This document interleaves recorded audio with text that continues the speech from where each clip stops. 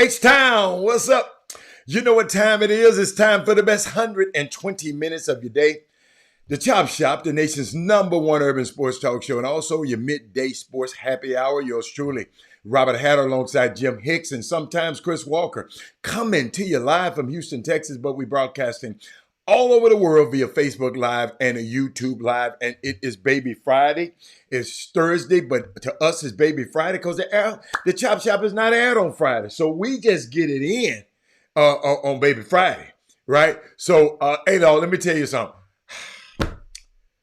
Let me shout out to my starting five first, and then we're gonna talk. I got texts late yesterday. I mean, man, I appreciate your texts and your email. I promise you I do. Anytime you want to talk to us about something, if you don't know our numbers, Chop Shop Htx at gmail.com. But let me shout out to D. Holcomb in the YouTube page. I know he got a thumbs up. Jeremy Davis, I hope you got a thumbs up. Corey Willis, I hope you got a thumbs up. Brad Kimball, I hope you got a thumbs up.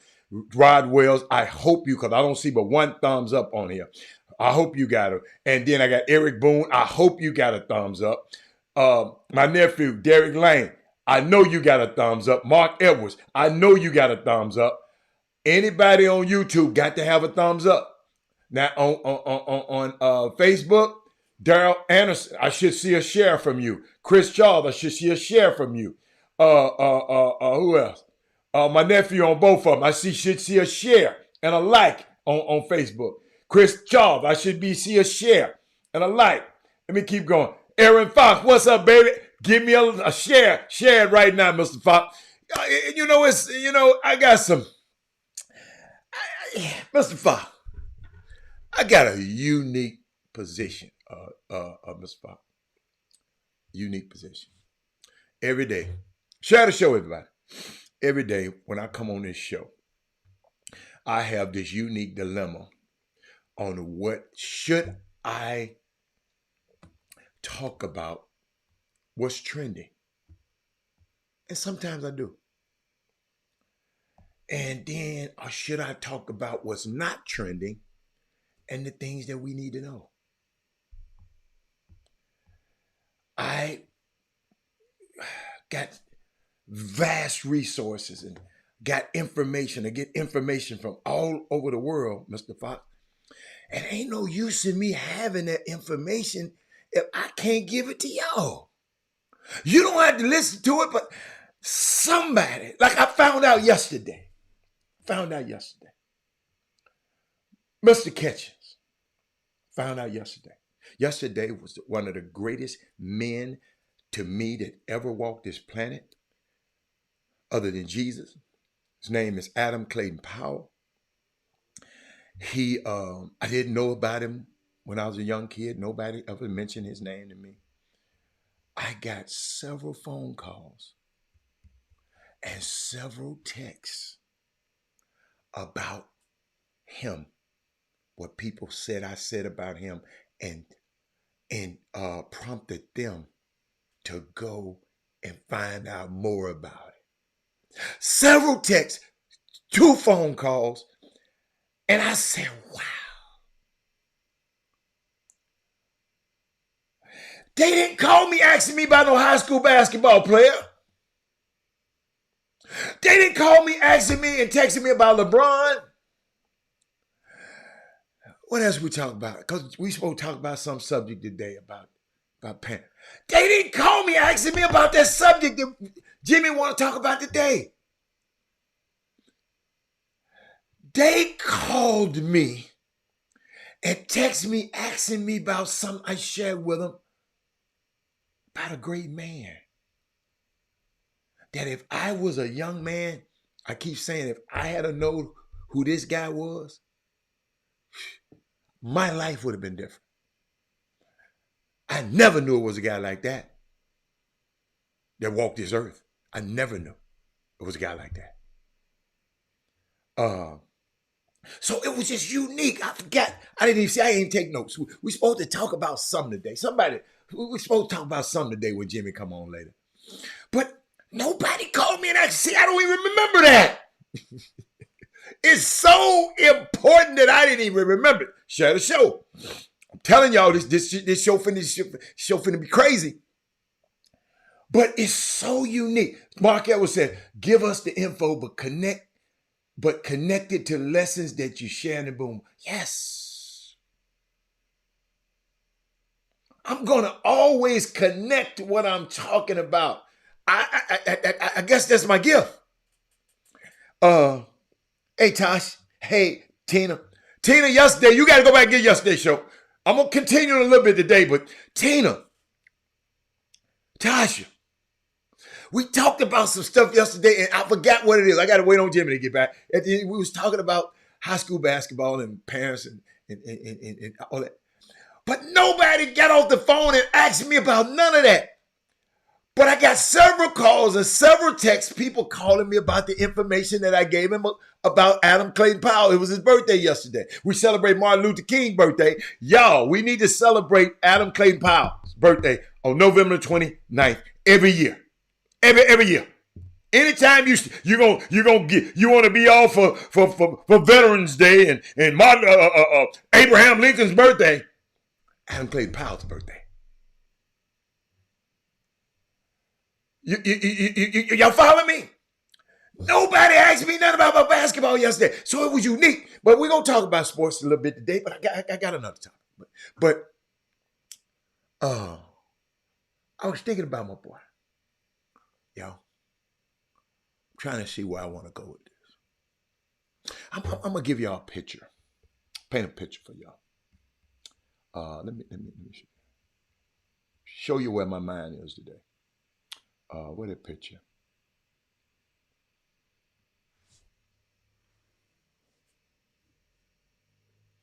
Should I make it bigger? I'm gonna make it bigger for you. Make it bigger. Some of y'all on your devices. I can't make it as big as I can make it. As big as I can make it. Y'all, that's Miriam Adelson. This is the woman that's buying the Dallas Mavericks from Mark Cuban.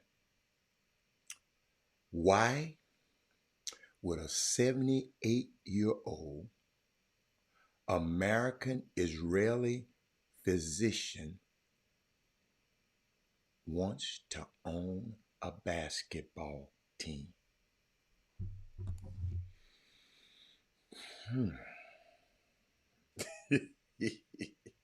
Robert, you crazy. Somebody just sent me something. Why? Where my people at? Where my Eric Boone? Why would this woman, 78-year-old woman, American Israeli physician, want to own a basketball team? Wow. James Bailey. Tina, Why? Tina, you know I know why. Tina, I'll get back to it, Tina. But Tina, I just want to hear what y'all say. What? Kevin Lewis, my man, Kevin Lewis, Mark Cuban. I'll go and talk about it. Let me go. Whew. Sterling Creeks, look at him. Sterling Creeks. Why you call them some sick folks? Y'all, I know I'm finna share something y'all ain't never. You're gonna be the smartest person in the nail shop and the barber shop this week. Why do you say they sick?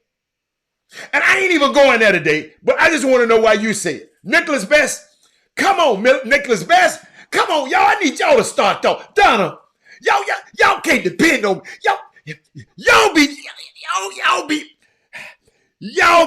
Don't be used. Listen, I don't mind you using me. Just don't misuse me. So share the show, everybody, right now. I need everybody. Because I got something for you. Why? Did y'all see the crowd at the Arkansas Duke game last night? See, I'm throwing some sports in there. All I can tell y'all, it's hard at the beginning of the year for college basketball teams. I'm just telling you. So don't get discouraged with your teams. But Miriam Anderson, I just put her name, Adelson. I'm sorry. Not Marian Anderson. No, I love Miriam. Miriam, I'm sorry. Marian Anderson, look her up. Famous black singer that they wouldn't allow to perform at some government venue that we pay taxes for, that Adam Clayton Powell got in their ass about, and they changed the rule. No matter how good Donna could sing, Donna couldn't sing in Corinthian Hall because it couldn't be whites only, but we paying taxes to build it.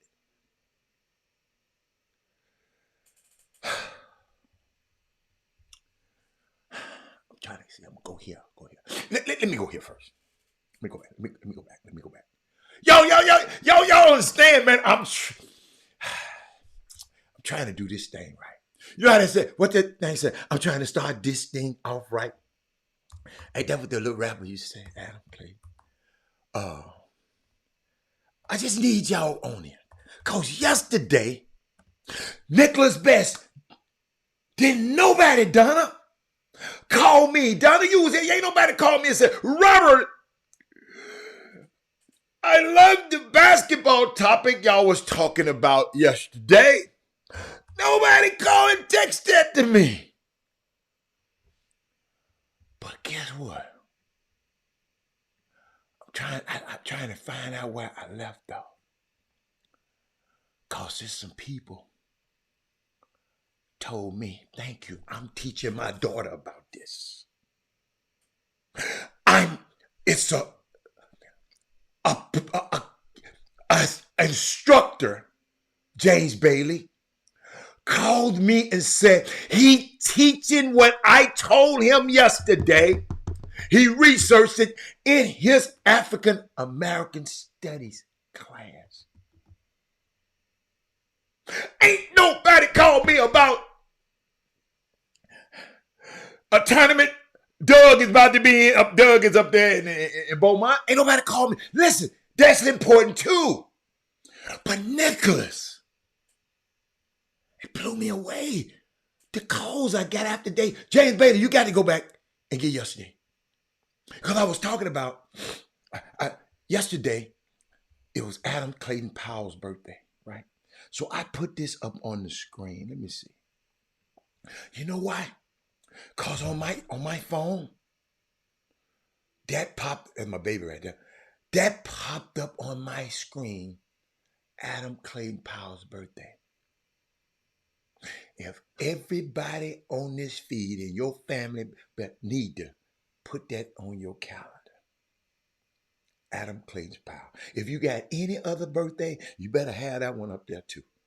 That popped up on my calendar yesterday, and I gave it to y'all. So I was telling people about him. You know, he was in Congress. Cause my guy, my teacher today who called me, he asked me about, he he's similar to Martin Luther. He did all those things that Martin Luther King did before he did. I say yes, both of them, and both of them were preachers. But Adam Clayton Powell, the difference he had with Martin Luther King, he was not only a preacher. Adam Clayton Powell had a 10,000 seat member congregation in New York, Abyssinian Baptist Church. Martin Luther King, do you know he had, I think, about 200 or 300 at Martin Luther King's church, but his impact was worldwide. So it don't matter how big your church is. But Adam Clayton Powell was a congressman. He was in Congress for 22 years. You remember? And I told y'all how he, I mean, I just love him, y'all. Y'all think about this.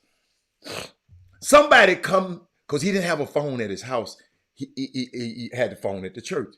And he had to hear somebody to come in and knock on the door and give him his message. And imagine Sean Washington. Sean, you sitting up there. Somebody call you. Come, knock. Mr. Powell, Mr. Powell. Mr. Powell, the president, LBJ, is on the phone. He said, tell him my big daddy's resting. I'll get with him a little bit later. I'll get with him when I come in office. That's what he did to the president. I'll tell him big daddy's resting.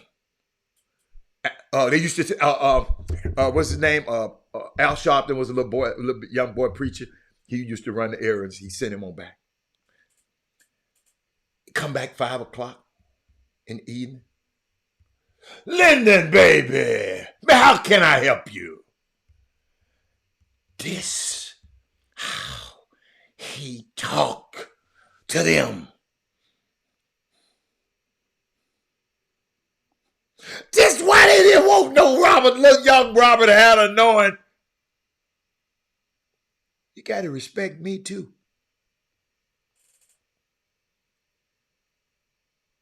And Lyndon always wanted something when he called him.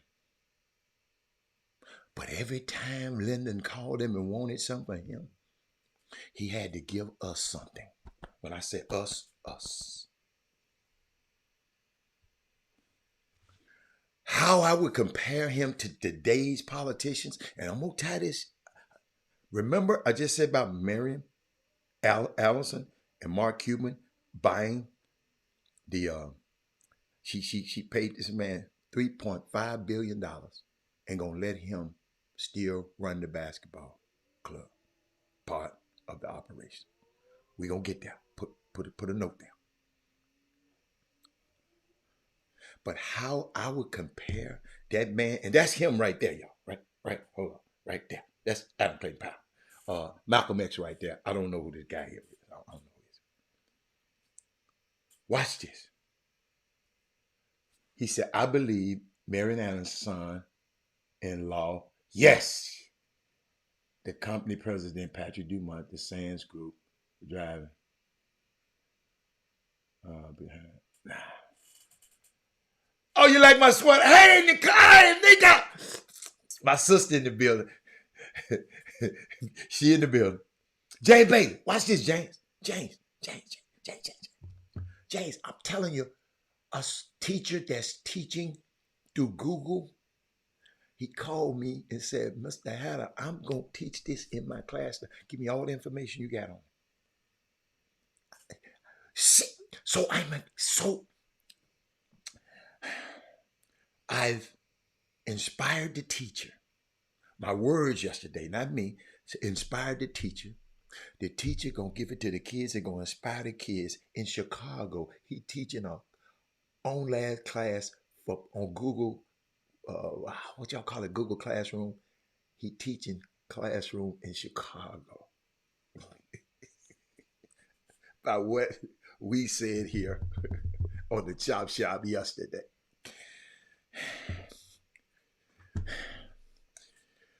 I love this show. I love this show. But watch this. But how I compare him to today's politicians, it's like comparing a light bulb to the sun. The sun, ladies and gentlemen, operates on its own power and lights up the whole world, where a light bulb is cut on and off by others.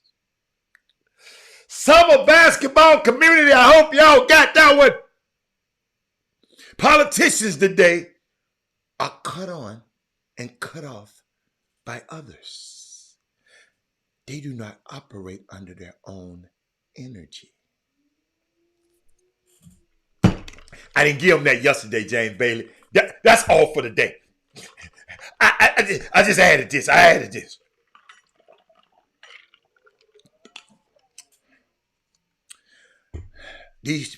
Today's politicians, they are not even in the same world as Adam Clayton Powell. I think it's a disservice. Listen, and this is why I'm so mad. And just to show you that I am not, I'm going to show you why I am so passionate about this, okay? I got to show you why I'm so passionate about it. Because the New York Times, y'all, just got me. It just got me. Because in my research now, this thing right here hunted me to death. James Bailey, Nikki, Amika.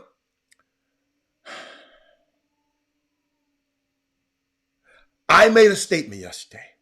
I said the impact he had on Black America and the impact he had on America, I think no one equals it. No one. Robert, you can't say it. I said, I think. Because what I did, I researched. But what hunted me, Adam Clayton died on April the 4th, 1972. Watch these dates.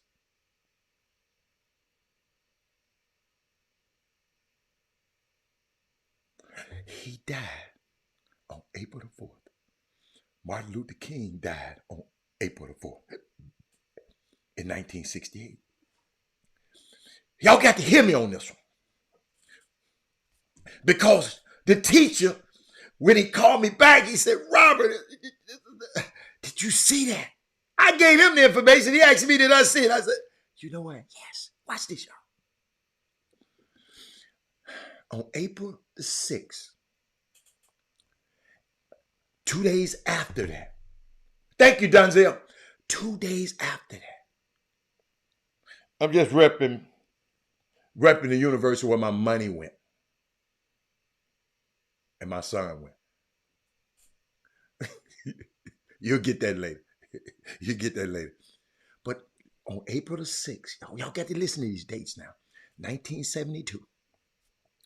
It was an editorial 2 days after Adam Clayton Powell died in the New York Times.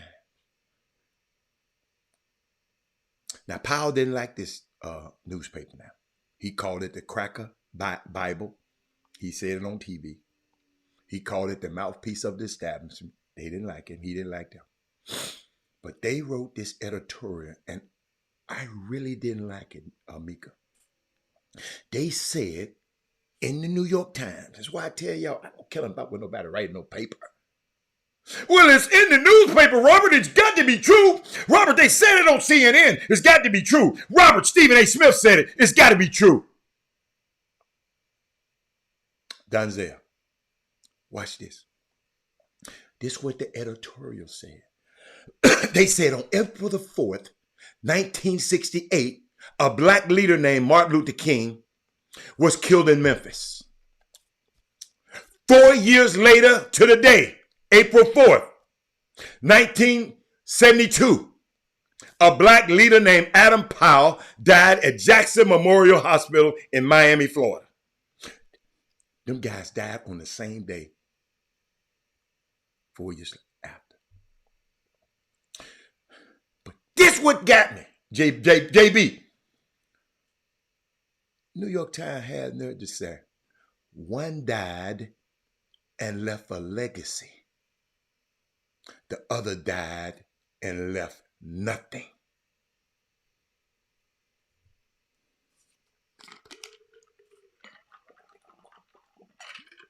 So if I was somebody who didn't know no better,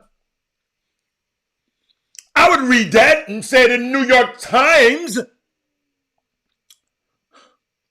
whatever the New York Times said, Robert, it's got to be. Adam Clayton Powell left no legacy. Martin Luther King did. See how they tried to divide us? They always tried to play us one against the other. They always telling you your player, man, my player better than this. Your player better than this. My player, like this guy come over here talking about, well, we have to do that as evaluators. No, you don't. You can, why can't you compare them in a positive way? You don't have to compare them in a negative way. This player got these qualities. He got this quality. Somebody called me and asked me about a player. Guess what I say? You know what? You remember this player you had? He's got similar talents. I didn't compare him. I just said he got similar talent. Why can't we do that? I'm talking about something. See how this works, y'all? That's why we got to quit talking about people. One died and left a legacy, and the other one died and left nothing. I've never resented something so much in my life. Trina, I hope you're still there. Tina, I hope you're still there. In my life, for them to suggest 2 days after his death, 2 days after James Bailey's death, and they talking about he left nothing. And I know what he did to this basketball community. 2 days after Rod Wells' life passed away, and they say he left nothing. And I know what he's doing over there in the Yates area. 2 days after Mika Nicole passed away, somebody says she left nothing. It's not going to happen on my watch. Not going to happen.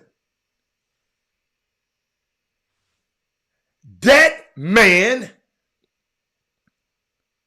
who changed life as we know it for us and for other Americans that were poor, left no legacy.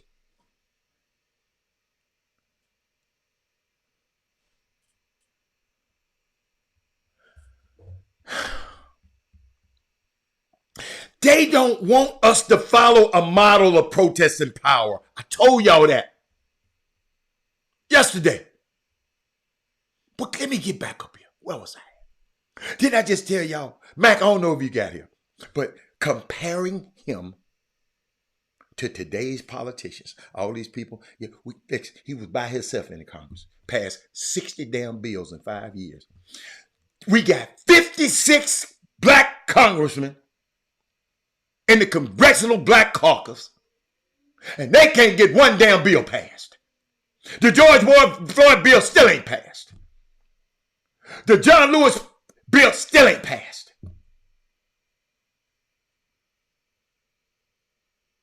Robert, it was different back then. No, we had a different cat back then. Because, let me show you something. And the reason I said it, when they asked me to do it, I said, it's like comparing a light bulb to the sun. The sun operates on its own power, Adam Clayton Powell, and lights up the world, Adam Clayton Powell, where the light bulb is cut on by and off by others. These congressmen that we have, politicians that they are cut on and off by others, they don't operate under their own energy. These people are not in the same world as this man. That's why on yesterday, This popped up on my phone.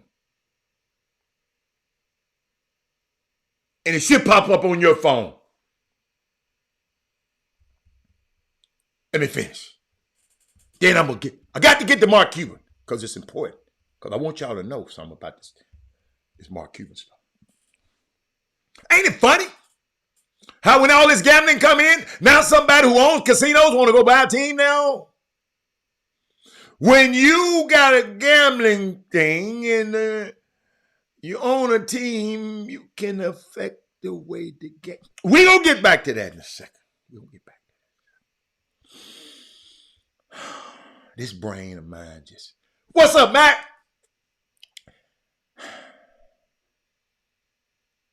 I'm going to tell you something.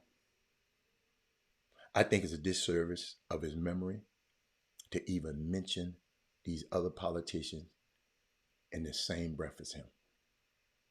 I think white America has succeeded in the generations behind him to erase him because we didn't know about him.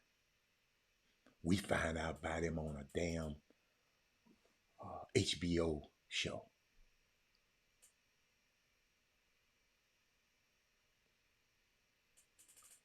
On an HBO show. And they got him kind of buffoonery on that. They ain't portraying. What his name? Carlos,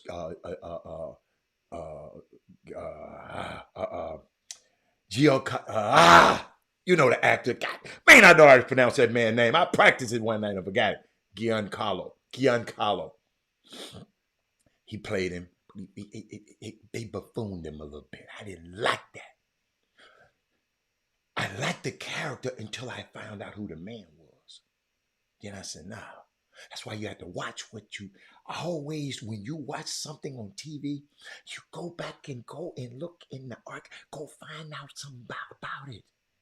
Don't just take that character face value. Bumpy Johnson was more than what you see on TV. But back to this. I think white America has succeeded in the generations behind him to erase him.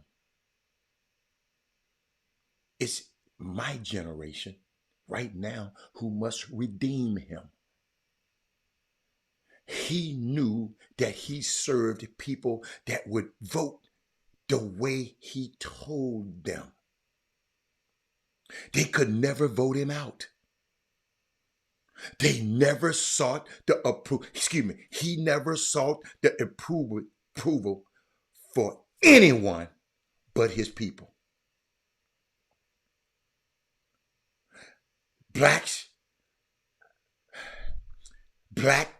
should be the leaders of their own organizations, he said. Finance your own organization. You must become producers and not consumers. That's what he did. We must register to vote. That's what he said. Demand our percentage of whatever our population is. If it's 20% of the city, it should demand that much in public contracts. Yo, the man's so cold. Let me try to find it. Somebody, even my man didn't know this. I got to find it. I got to pull it up for you. I got to pull this up for you.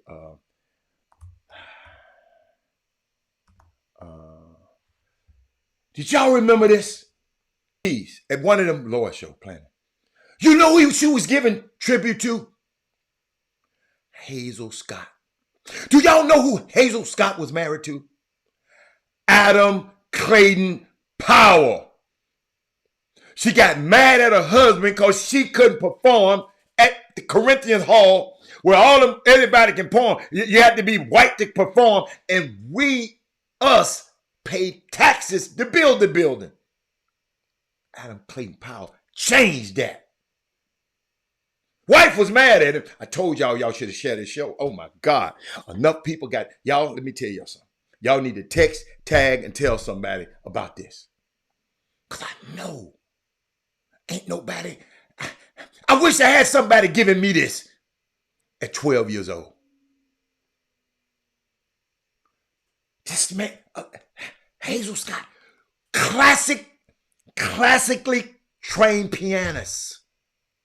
One of the best pianists ever.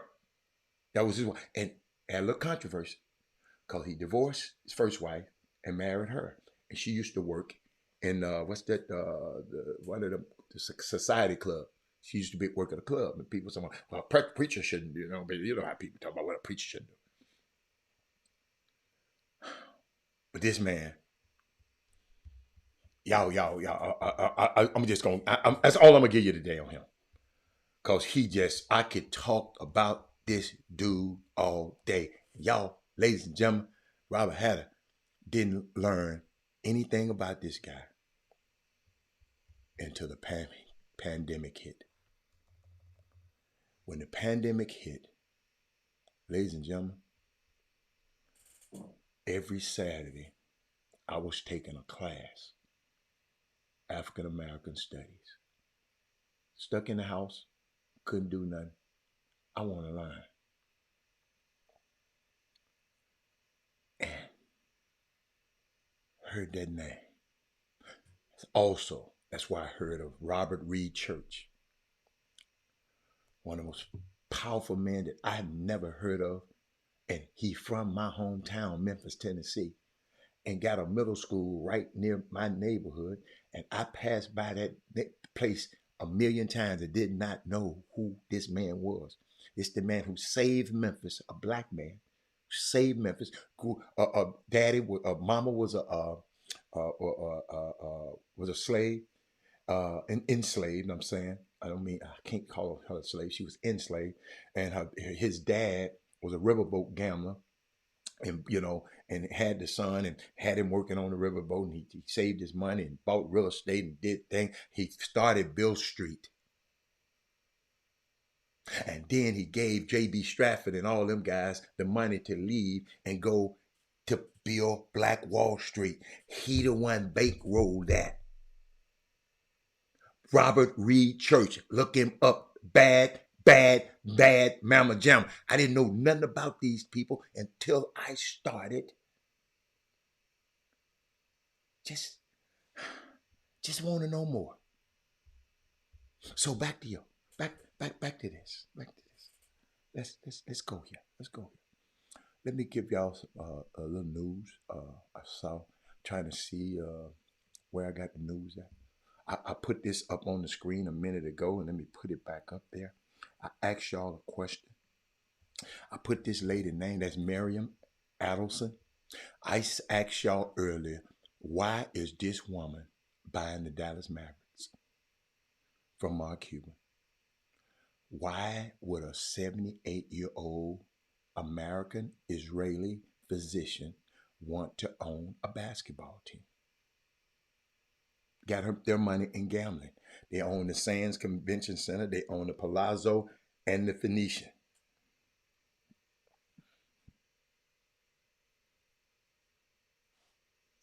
And I ask y'all why.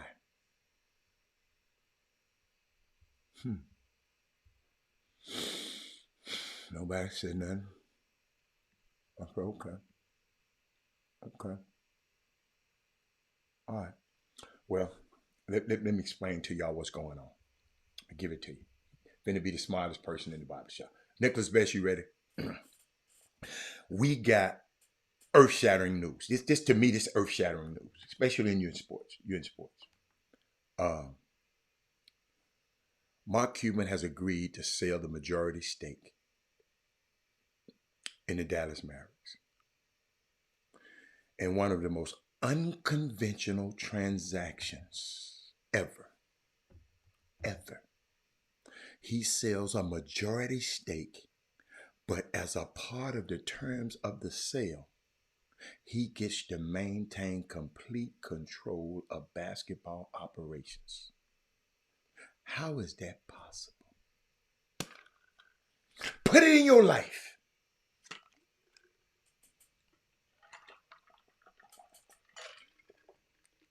You just go spend a whole lot of money on something, but you don't control all of it. The best part of it, the basketball.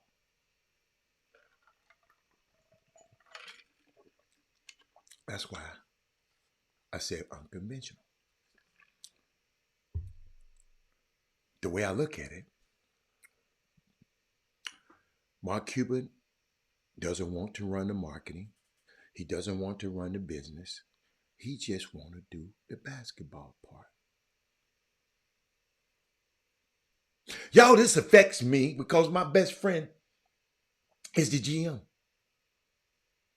Nico Harrison of the Dallas Mavericks. I haven't even talked to him about it. I know people calling him. Man, how does this affect you? Robert Hatter ain't picked up the phone and said nothing. Because when he talked to me and called to me, I got to have a word for him. See, my friends call me. We call each other for words that change our lives. Y'all can understand how important words are. Words can start wars. They can end wars. Words got you with your wife. And words got some of y'all away from your wives. And husbands too.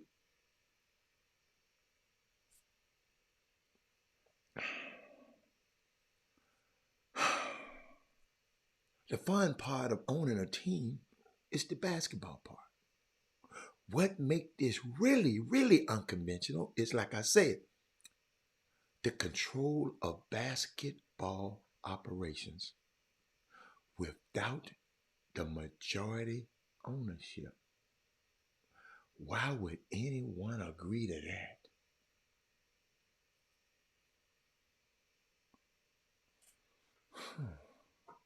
I think, but I'm not certain. The full details are not out. See, being in business for a long time, this don't make sense. Johnny, Arnett, I don't know what you're talking about, capitalism. I don't know what you're talking about. I don't know what you're talking about. You miss capitalism. Yeah, come on. What capitalism? What about capitalism? What about it? What about maybe? What are you talking about? Man, when you put something on here, put something. Let us know your context you're talking in. You just put up capitalism and throw your hand up. Maybe. Okay, let me get back. I'm just thinking about this.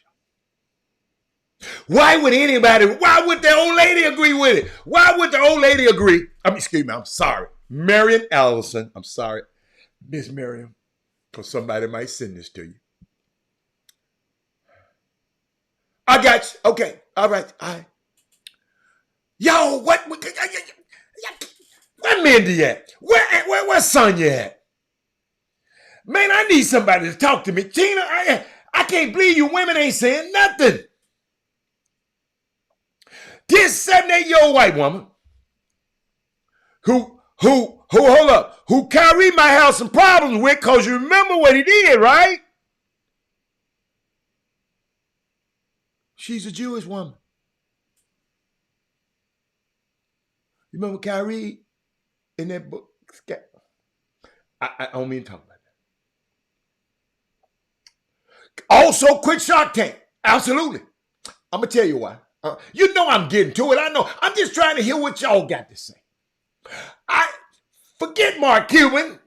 This the lady who doling out the money. Let's talk about that. I ask y'all what she want. Cuban also announced it. See, y'all talk about small potatoes. Talk about a freaking Shark Tank. Why would this woman? See, y'all, I didn't give y'all too much information on this show. Because I'm trying to find out why would a 70-year-old American Israeli physician, she's a doctor, want to buy a basketball team. See, this is our problem. This is why we get duped. Because we don't ask why. How do they say he sold? I ain't talking about what he sold. They said. I love it. Come on, Tyrone. They say he sold it because getting the consumer. The people who bought Vegas. They said he sold it because he wanted to get into the casino business. They people who bought team big and bad. You late. I done told you who the woman is. We know who the Adelson family is. I'm gonna give y'all some more, Tyrone. But Tyrone, that's why you don't say they say. What you say? What you think? Shark Tank to spend more time with his children before they go out the car. Shark Tank ain't even important. I want to know why somebody spent $3.5 billion on something. Y'all talking about a freaking TV show.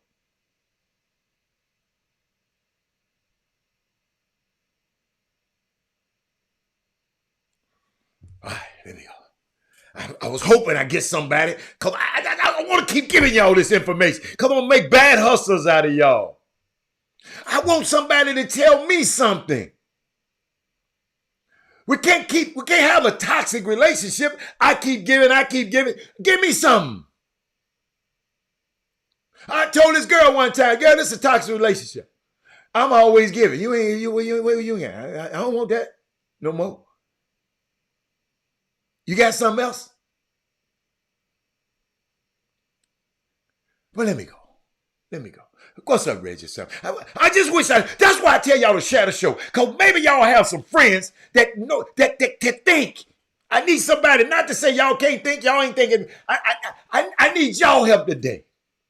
Share the show right now to somebody. Say, hey man, I need you on the show right now. I need somebody more than just want to worry about how many points little Johnny hit last night. Because this something is going on here. Let me go. Let me keep going. Let me go. Try to get this out. Maybe if I give y'all a little bit more information. No, team ain't moving to Vegas. Vegas gonna get their own team. Magic Vegas gonna get their own team. They don't have to have no team in Vegas. They gonna bring gambling to Dallas though.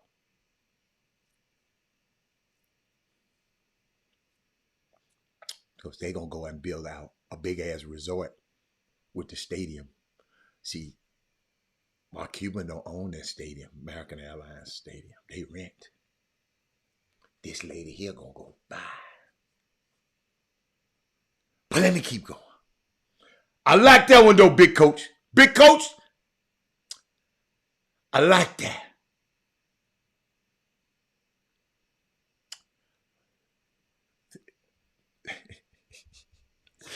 Let me go, coach. Well, I got some good stuff. Let me go and get to it, coach. I'm trying to wait. I'm trying to wait on somebody to say something. They didn't. Okay. All right. Is this transaction thing, is it over a period of time? Or over how many years? I like that, Paco Redman. I like that. I think they need her money and power to get the cat. Now, y'all. Now I talk. Saturday show, come, I'm finna give it to you. Hold up. This just me now. It's just me. That's why, I want to hear something else that make me to be additional to what I already think. So let me give it to you. All right. But I don't think the other explanation would be, hold on, if the Adelson family who bought the team, they could be literally buying it just as an investment. Paco, they could. Adelson family, she worth $32 billion. She investing. She saw what Michael Jordan cashed out. She's seeing what Donald Sterling cashed out. She's seeing what Mark Cuban, I just gave him. He didn't pay but a certain amount for the team. And but it's something else, y'all. It's something else. That's Paco. Paco. But watch this, Paco. Because I know you're going to think like this. I got somebody to talk to right now. Watch this, Doc. Watch this. Sheldon. Let me tell you about Sheldon. Shelton Adelson, her husband, Rodden, old crap. Rodden, okay, who died in 2021. Big Republican donor. Big Republican donor. Gave him big money. He puppeted a bunch of the super PACs. He used to pay all of this money out.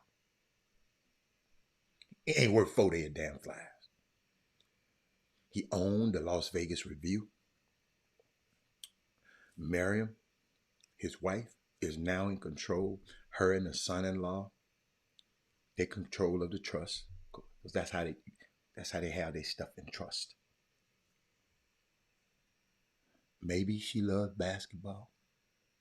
But I don't think she do, because to me, if I love basketball, I don't do this deal like this. I wouldn't let him run the basketball part. Maybe it's just to store value.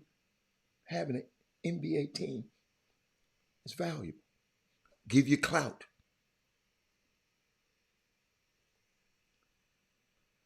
But here's the messed up part about it. This is the massive red flag, Paco. I think, help me, Paco. I think Mark Cuban is looking into the future. He is looking at the upcoming TV deal. The dollars in this TV deal are getting tighter. Disney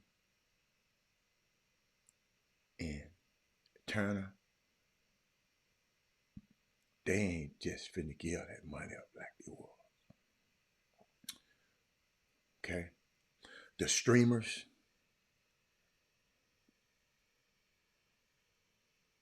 who have a little uppancy in the last 12, 18 months, the streamers, Amazon, Netflix. Watch this.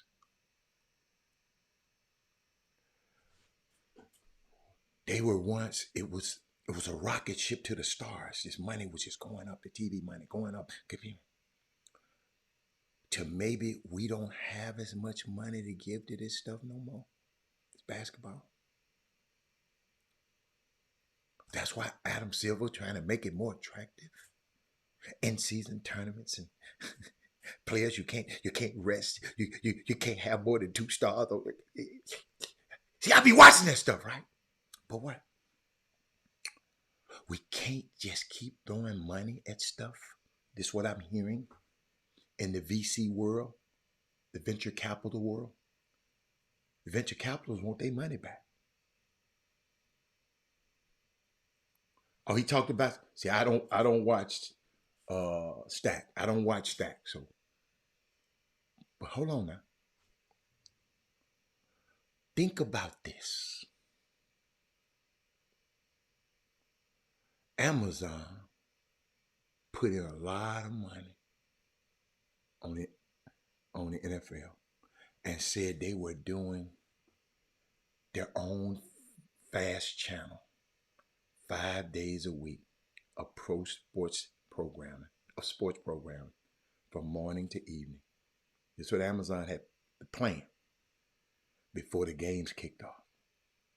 And this was going to help them promote their Thursday night football game, because Amazon got the Thursday night football and all the other sports initiatives that they had, right?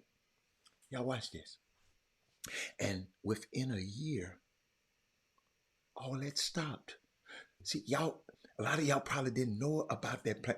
Amazon had thought they wanted to do their own ESPN. Shut it down. The whole streaming money that everybody was talking about for years that was going to come, the streaming money going to come in. The TV money going to be big. The TV money going to be this, going to be this going to be this. See, when the next TV deal is up, it doesn't even matter if Disney or Turner were ponying it up, because we thought Netflix, Amazon, and Netflix was just going to dump billions and billions of dollars. This is what Adam Silver and them thought. And that hasn't been the case. Mark Cuban is watching. Smart man. I think Mark Cuban is looking at this and saying, this bubble, this is the bubble, and the bubble is about to burst.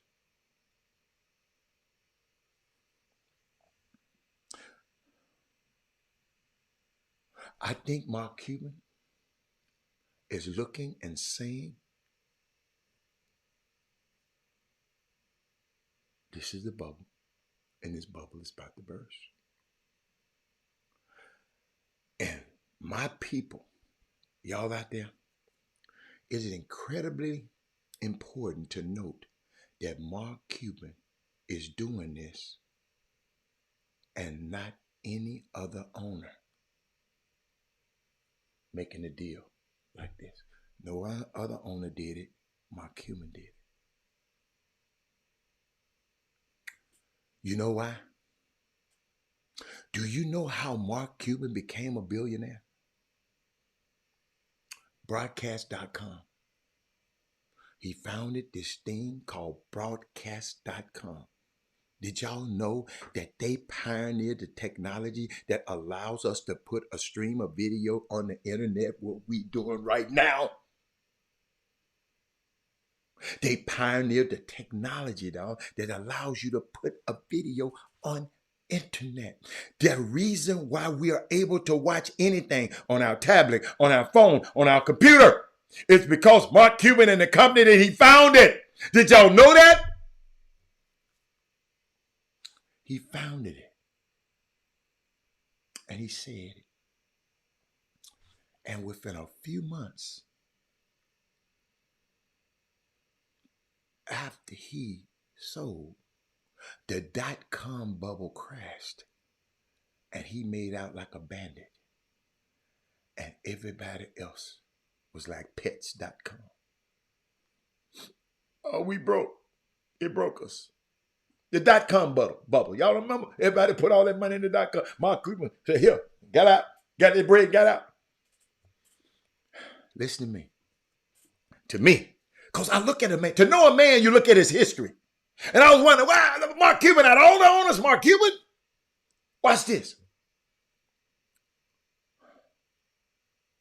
To me, it feels like the ship might be sinking.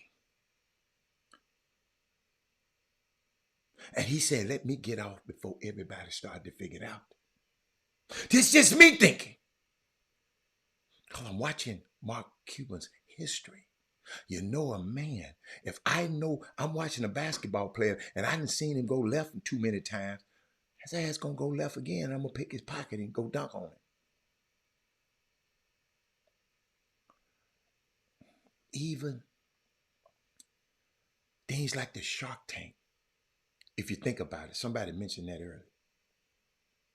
Whenever that deal is done, the next deal, TV isn't what it used to be, y'all. When the show debuted. Do I want to keep working and making less? That's what he's saying.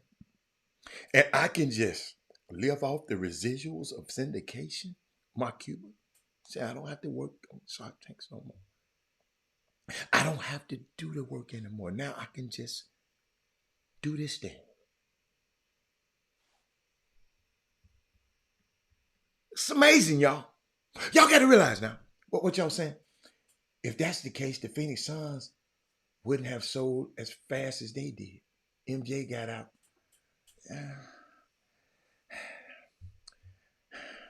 I don't know what you mean. Ain't worry about. I don't know what you mean by that one, big coach. You got to explain that one. I don't know what that means. That we talking about. I'm talking about. You talking about players. I'm talking about these people ain't finna keep shelling out this TV money no more, man. Don't you know that's called basketball related income? And the players own 51% of that. So that's why these salaries high. But you can only go so high. What if the bubble burst? What if Disney and Turner just get together and say, man, hey, we ain't got to pay you all that money no more. So then basketball related income drop. The value of your team gonna drop. Big coach,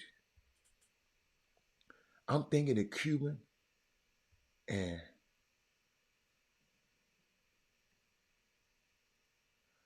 Cuban, yes. He said, I'm thinking of Cuban. I see you've been reading. I done read all this mess. I'm thinking that Cuban and Patrick Dumont with the Sands Group is looking toward 2025 when Texas State meets to open talks for gambling. Yes, everybody know that. That's on every damn platform. Give me something that ain't on the platform. I done heard that one. I'm just saying. It's a power move. Mark Cuban, y'all got to remember, in 1982, he started, I think, Micro Solutions, right? In 1990, he sells it for $6 million. It's Mark Cuban. In 1995, he co-founded Broadcast.com. Sells it for $5.7 billion. Co-owned it. Sells it for $5.7 billion. So he got $2 billion. He got half of that. Buys the Mavericks. Y'all, let me go back, cause y'all gonna miss the point. Cause y'all want to give me your point. Yeah. I know y'all want to help me. Give me some more help. Give me some more help. Watch this.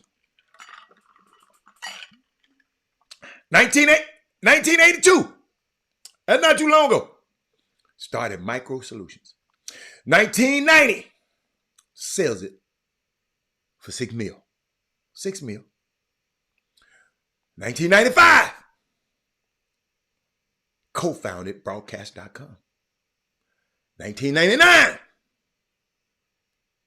Sells it for $5.7 billion. 2000.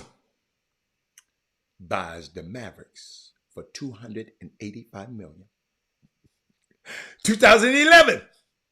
Wins the NBA championship. 2023. Sells the majority stake of the Mavericks at a valuation of $3.5 billion.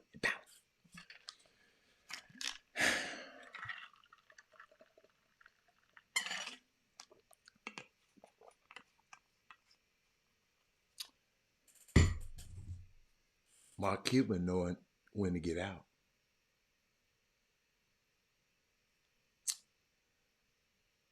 This NBA. See, y'all don't know what's going on in these contract negotiations with the NBA. Adam Silver, that's his job. We don't know. I don't know either. But something, just me talking to the employees at Disney, and if you remember, Disney was laying off a whole lot of people. Y'all remember that? Laying off everybody.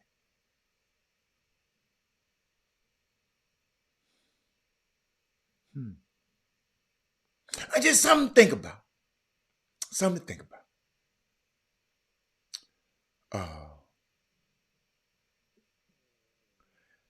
Cuban got out of the internet bubble at the exact right time, y'all, as well.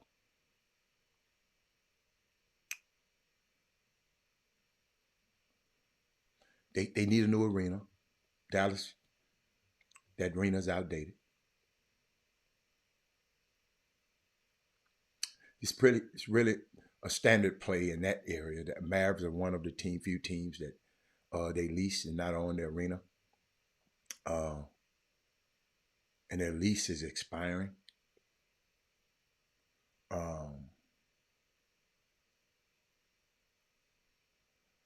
They're developing already a large mixed-use arena site. It's going to be like a resort site. They already That's already in there. He wants gambling to be legalized in Texas, and for a while, he's gonna turn this into a resort. It's just little stuff like that, man. And I was just thinking about something, cause thinking about Cuba. Uh, thinking about Cuba, and I was thinking about Jay. I've been knowing Jason Kidd. I tried to represent Jason Kidd. Y'all, I spent 8 months of my life out there in in, uh, in Oakland, Alameda, playing golf and trying to get this guy to sign with us. Uh, I'll never forget him. I mean, unique guy. Came to Dallas, hung out with him, stay up there with him and Andre, best friend. But I saw him do something the other night that I really never seen him do. Somebody must have pissed him off. I want to share this. I'm gonna share this with y'all. I think maybe, Tim, maybe it's the things that you guys thought should have happened day one, is that they should be successful right off the bat. And it takes time. Failing is all right. It's not a bad thing to fail for a pro athlete, because you can get better and learn from it.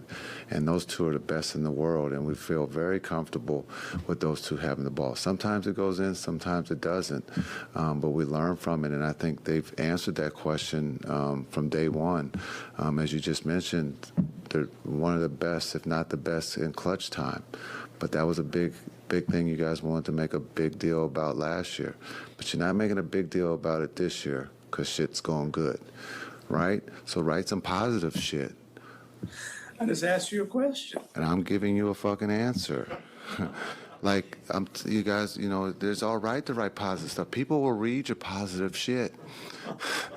You don't always have to be negative, right? Like, it's just the world's already negative enough, right? So let's see some positive stuff on some positive people that are doing their job on a nightly basis.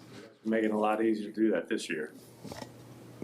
Well, we're only into this year. We can't go back to last year, right? Like, that's the fucking problem. Have a good night. Man, some of these media people, don't that just get on your nerve? I know y'all told Robert, they got to do a job, but Tim Bontemps was being an asshole. He said, well, you ain't saying that now. Y'all talked about me. I mean, cause my partner over the team, I sit there and withstood everybody talking about, man, Dallas ain't this, Kyrie ain't this, man. But when they win, it ain't nobody said nothing. And they might lose again. But sometimes, y'all got to. How many been in a press conference before? Raise your, just give me some. Anybody been in a press conference before? Huh? I'm going to tell you what it looked like. Especially in the NBA and the NFL. It's mostly black players.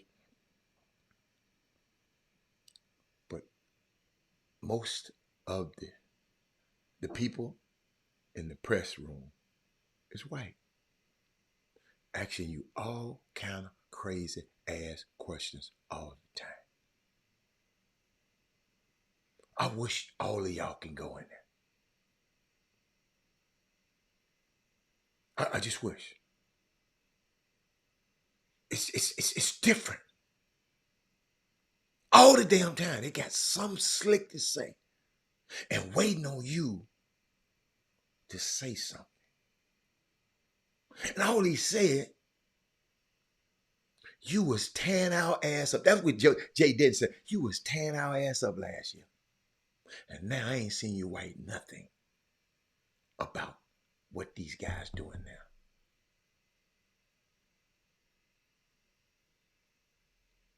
That's why I don't let y'all come over here and talk negative about people. And I don't agree with y'all. Now, if we got some situations that we need to hammer out amongst each other, let's hammer it out amongst each other. We don't have to let everybody else know. I never forget Martin Luther King and Muhammad Ali came out of a meeting. And all the white media want to know what y'all said in there. in that meeting. Y'all remember that? Let me see. Ali, hold up. And I think I got it. Yeah, here it is. Well, I'm glad I labeled stuff right. What did you discuss back in the hotel room? Nothing, just friends, just like Khrushchev and Kennedy and everybody. When the people, all of the politicians of all other white races come together, and they, although they believe different, they think different, whites can come together and discuss the common cause. But whenever a few of us come together, the world is shook up. And I say, whatever went back there is our business. Reverend King, do you agree? Oh, yes. Did you see that? Andola been right in front. Who was the reporters? I'm gonna show it to you again. Cause I just be want to get y'all. This how it look in sports rooms now, and that's 100 damn years ago. Then go try to ask Martin Luther King. Are you gonna have something different to say than this other one? Y'all watch it now. Call it a spade. What did you discuss back in the hotel room? Nothing. Everybody, when the people, all of the politicians of all other white races come together, and they, although they believe different, they think different, whites can come together and discuss the common cause. But whenever a few of us come together, the world is shook up. And I say, whatever went back there is our business. Reverend King, do you agree? Oh, yes, yes. We had a very good discussion on many matters. And, of course, these are not things that we would discuss here. But we do have common problems and common concerns. And above all, as Muhammad Ali has just said, we are all victims of the same system of oppression. And even though we may have different religious beliefs, this does not at all bring about a difference in terms of our concern. Still brothers. Do you share the same, one more question, do you share the same concern that Muhammad has for his draft status? Oh, I certainly do. My views on the draft are very clear. I'm against it. And I think the sooner our country does away with the draft, the better it will be for everybody. Have that ever happened in summer basketball? Them guys believe two different things. Muhammad, Jesus,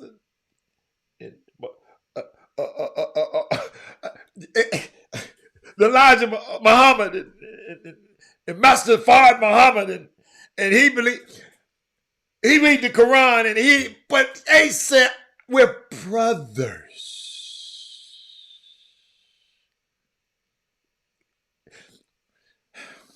Yo, I can stop right there. If anybody ever seen that, the guys just have differences. We still can't stop these grown-ass men from tweeting about each other on the damn Twitter. And we trying to tell the kids not to tweet.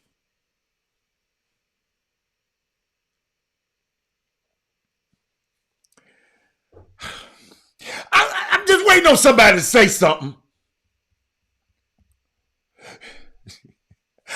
I'm just waiting. Y'all making it hard for me out here.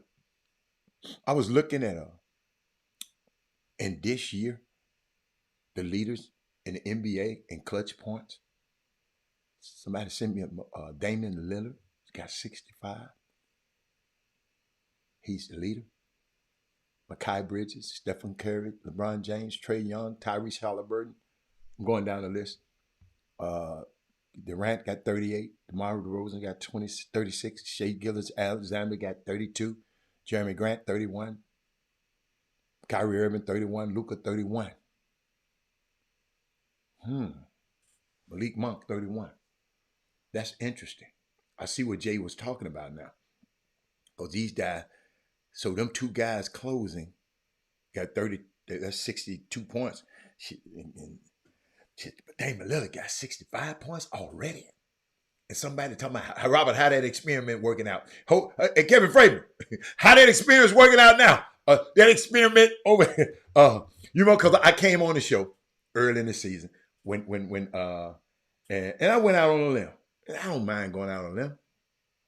And I said, Mac, I hope you're still there. Mac, I said, why what did I say? I said, coaches, how would you guard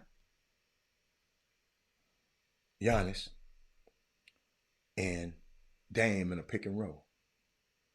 I said it's almost unstoppable. But what I did when I started watching the game, Giannis ain't playing right now, y'all. Giannis don't understand.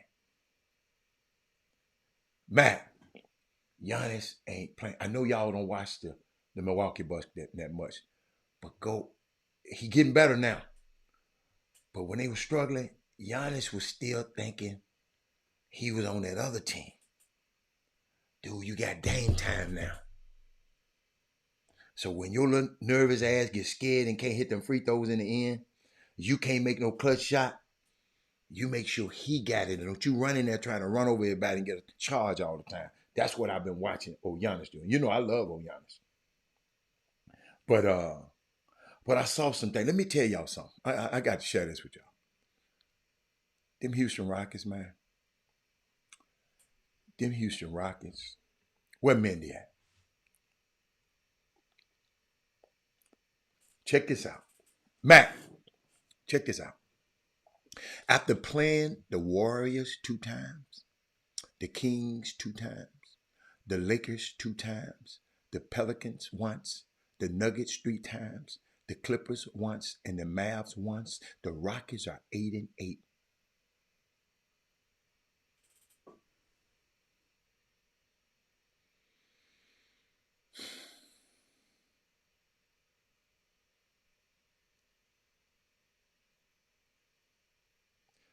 Hey, man, let me tell you something. Since you want to be important,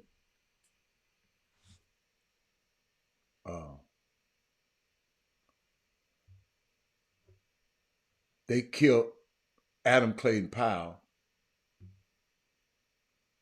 in Washington, D.C. Have your ass, you been to Washington, D.C.? These are the kind of statements, y'all, that's just, after years of watching this show, and I know, I don't know what how the y'all kill King in Memphis. That's why I would never go to the volunteer. Don't nobody want your ass in Tennessee anyway. Duh. What you gonna come in Tennessee and do? Nothing. So guess what? Your value in Tennessee, y'all got this is who I'm checking. He talking about they killed King in Memphis. Guess what? In his next city, if they'd have missed him in Memphis, he was gonna get killed in the next city. If they'd have missed him there, they was gonna kill him in the next city. They killed King in Memphis. Y'all killed King in Memphis. Did y'all? They tried to get him in the city before they got before that.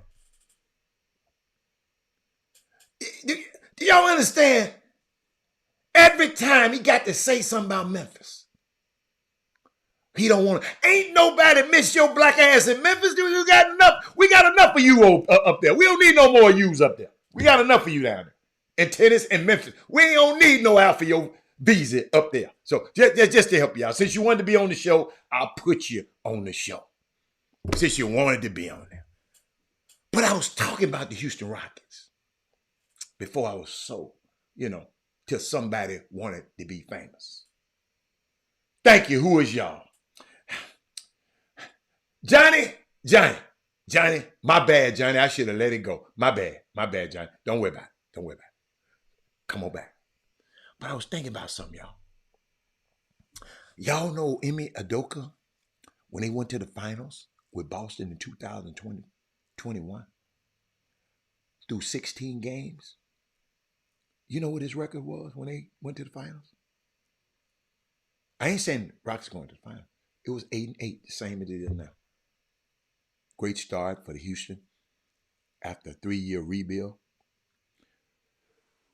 Jalen Green, y'all, has to be better than this simple. Nothing more needs to be said.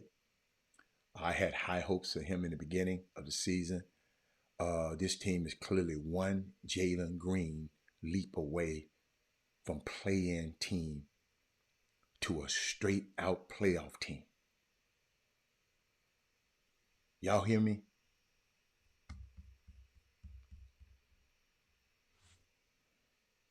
You been watching them games? Them guys in every damn game. And this boy Jabari Smith, who I didn't think was that good, I apologize, Mr. Smith. I apologize.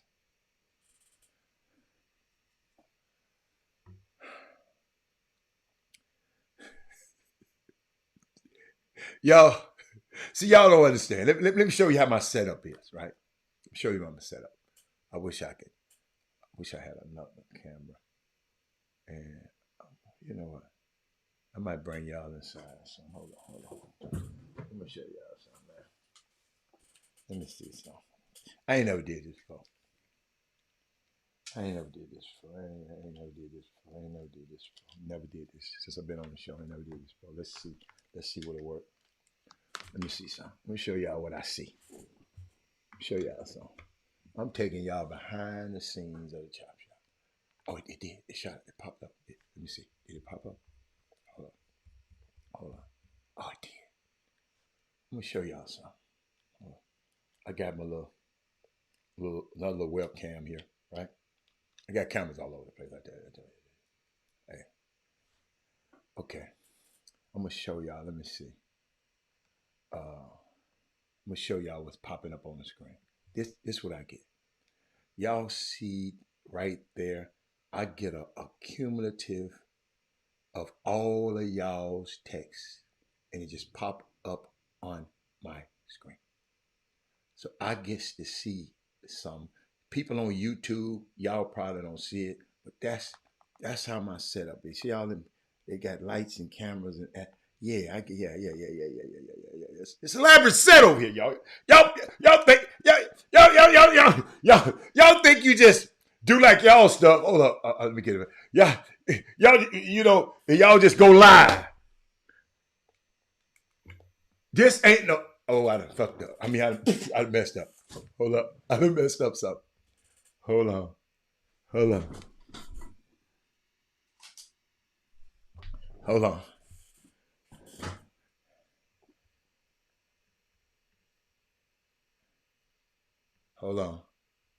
Hold on, y'all. Hold on.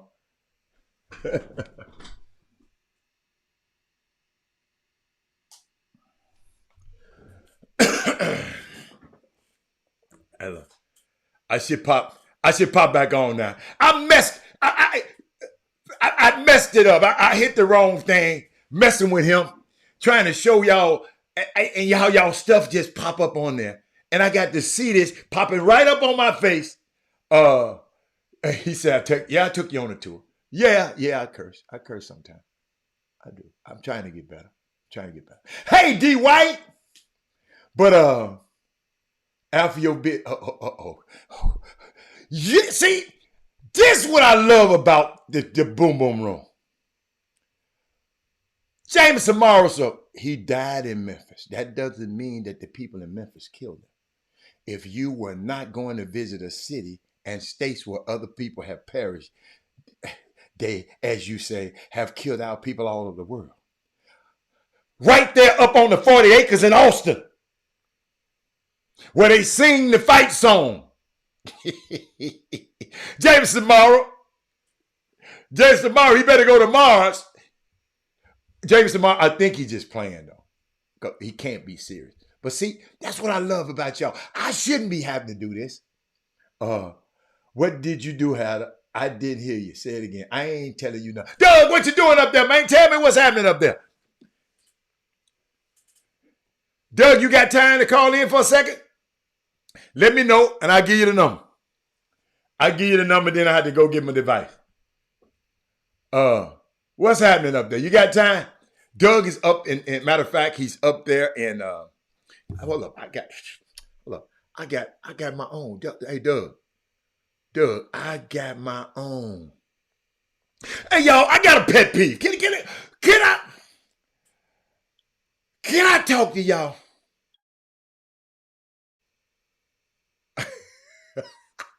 Somebody send me a message. Don't forget about Jasper. Hey, after they finna tear your head off. I ain't gonna let them. I'll tell you, I ain't gonna let him tell you how to, I ain't gonna let him do you like that. But y'all, I got a pet peeve.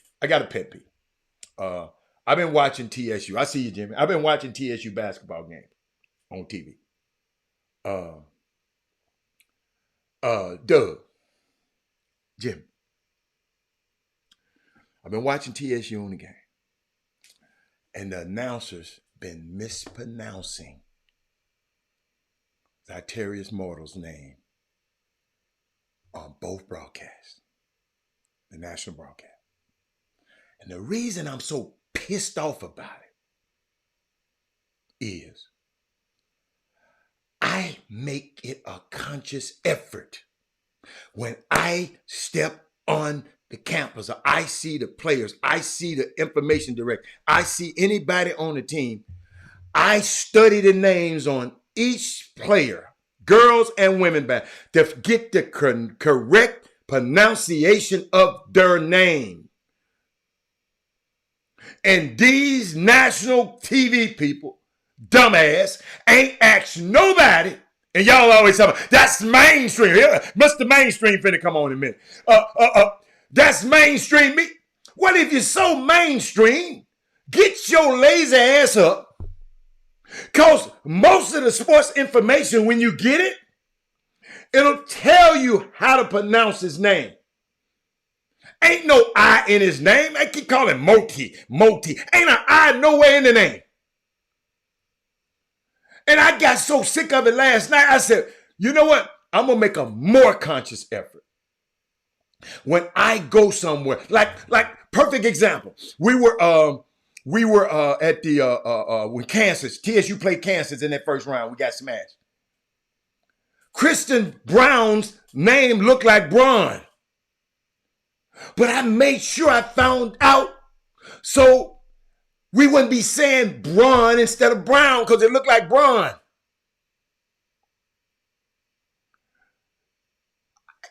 Man, it just pissed me off. Jimmy, I got you in there. It just, y'all, I'm telling you, that the first time they did it, I was okay.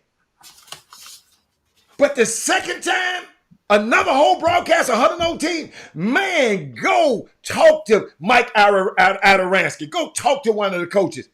Do you get there early enough to ask, hey, what's the guy's name? And I used to didn't think that was a big deal until I heard this man constantly pronouncing that man's last name. And that's why I try to get that thing right. And you might have a slip of the tongue, but constantly, damn, Jim, I might have to mute you because you loud as hell with them damn piece of paper over there. Yeah, you loud here. But welcome to the show, man. Hey, Mike, hey, they talking about your mic wasn't good. I don't know what the hell they talking about. That might pick up the dog outside chasing the mailman. But what we got? What you got going on, man? You know, what you said we was gonna talk about today? Because I ain't gonna lie, I forgot. I forgot.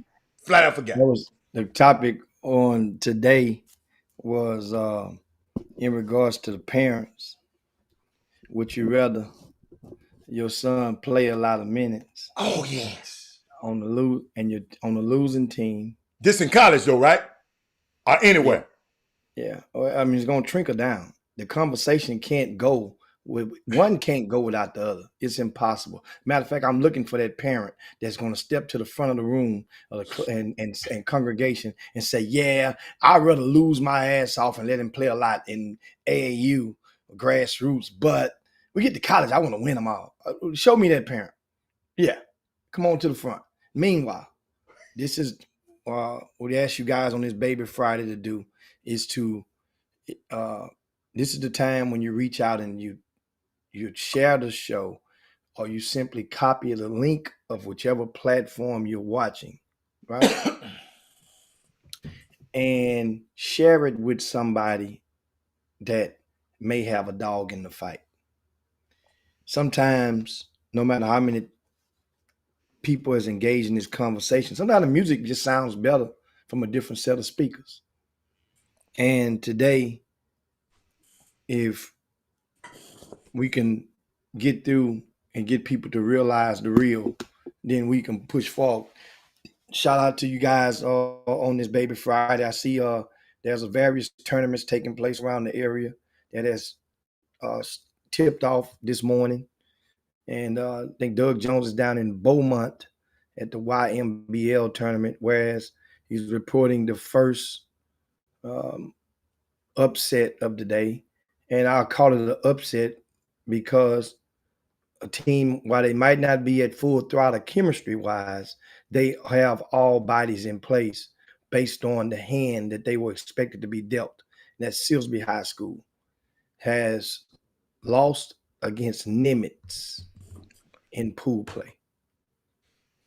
That's huge because the head coach from Nimitz was a star player at Beaumont Ozen alongside Kendrick Perkins.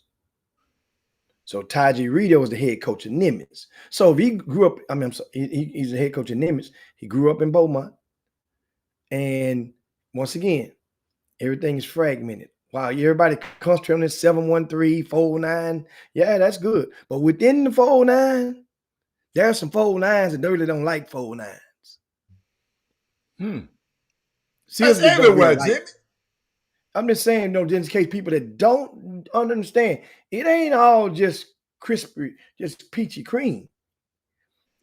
Silsbee and Beaumont, those towns, they compete because Beaumont is big fish. Silsbee, Port Arthur Memorial, Port Arthur's, West Oranges, those are small ponds. Beaumont is the big fish. So Nimitz goes and beats Silsbee a while ago. That's probably going to shake up the bracket. I'm not sure. I don't have it in front of me how many. I know they have 15 teams. Three teams in each bracket. Five pools. 3 and 5 pools. With 3 teams each. Yeah, 5. Yeah. If you have it in front of you, can glance and see who all advance. I don't have the I just got who all advance into the main bracket. That's what I'm saying. I ain't got that updated of it. Who the third team in that pool? The third team in the pool with Silsbee? Yeah. Hold up. The third team. This is going to tell us a whole lot. LaGrange. Right, oh, hell. No, LaGrange, Louisiana. Well, I don't know much about them. Somebody can go and look them up and see what their record looking like this year. LaGrange. Let's see what LaGrange looks like before we jump the gun and just fall prey to ignorance. Let's give LaGrange a snowball's chance, and let's wait until we see somebody post their record. Meanwhile, there's the Katy tournament that's taking place. That's right. Today. I remember that time. And if anybody can tell me, I pulled their bracket up. I don't know. I ain't looked it up. And it appears, Adam, that on the schedule that I have, it appears it doesn't look like there's a. It doesn't look like there's a bracket. Like it's just pool play only. Somebody can help me with this. Maybe what is called the Katy Invitational? Yeah. What is called? Katy ISD Varsity Boys Basketball Tournament. We used to play. It all the time. Yeah, we meaning you. West Side. My son, High School. Who's off to one of their best starts in about 10 years. By the way, right now this season. Who? West Side. I ain't heard nothing about it. See? You don't know how to pronounce it. You don't know how to pronounce it. See, you ain't. I don't know how to pronounce what? West Side? I'm just saying you ain't following up. You ain't doing your homework. I have no. I ain't got no homework to do. They're off to one of the best starts. You know what's so cool about that? Certain jobs, the expectation, if they're not there, coaches can remain in place for a very long time. That's one job that has never been a concern. Or if they lose, then the coach need to get a new coach. They've had a heyday. West Side opened up back in 2001, if I'm not mistaken. Then this school, they extracted some of the kids that went to Stratford and Alief, Elsick, and Hastings alike. and there was a lot of talent over there in that area. But back to this Katy tournament. Has anybody, once again, okay, Trey Phillips says showcase only this year. He said, Doug said the last 2 years. Wow. It's just a round robin event. So Everybody if that be the case, what's then Saturday? why would you not just put your best best teams in at one pool or location? You follow what I'm saying? Or not, if that's the case, then that way now true champion people kind of know. People know. The people that go to Katy High School for basketball know damn well they're not the same as Katy Jordan in basketball. Maybe in football, but it's basketball.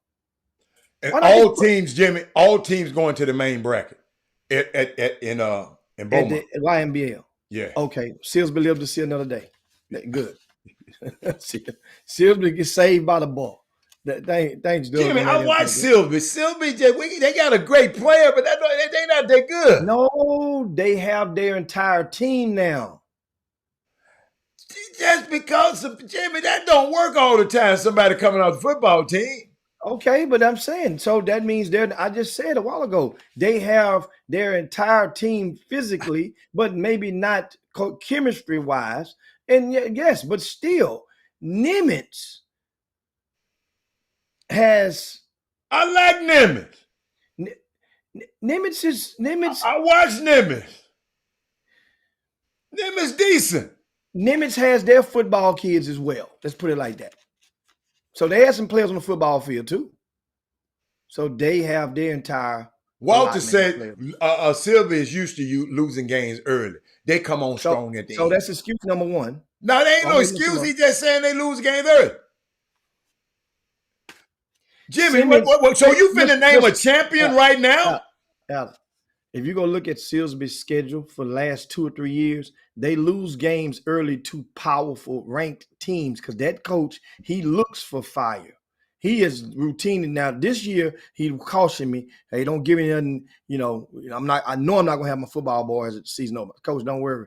I'll give you something that was it's going to be a good team, and it's not like on paper people expect you to get TKO.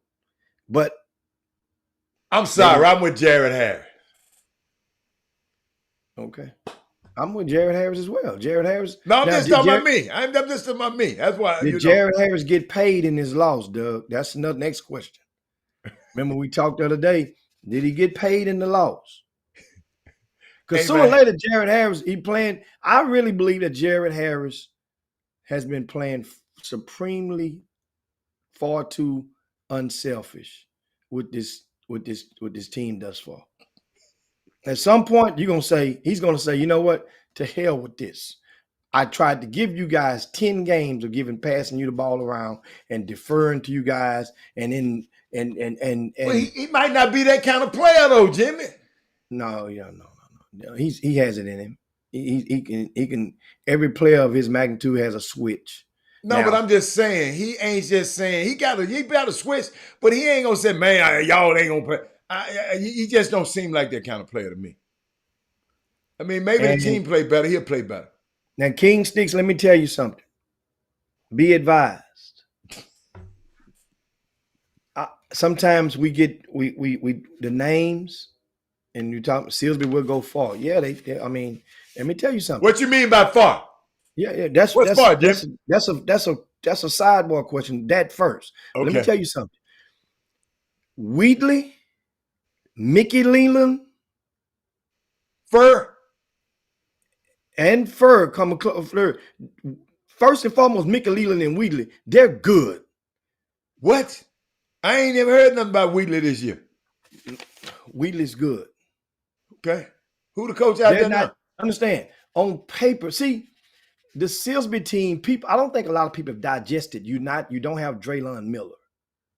Why do people say, hold up, I done heard this too many times. Why do people say Jared Harris don't play hard from the start to finish? What I just said about a switch. That's what I just said. You got to cut the switch on. It appears, that he's coasting, filling them out.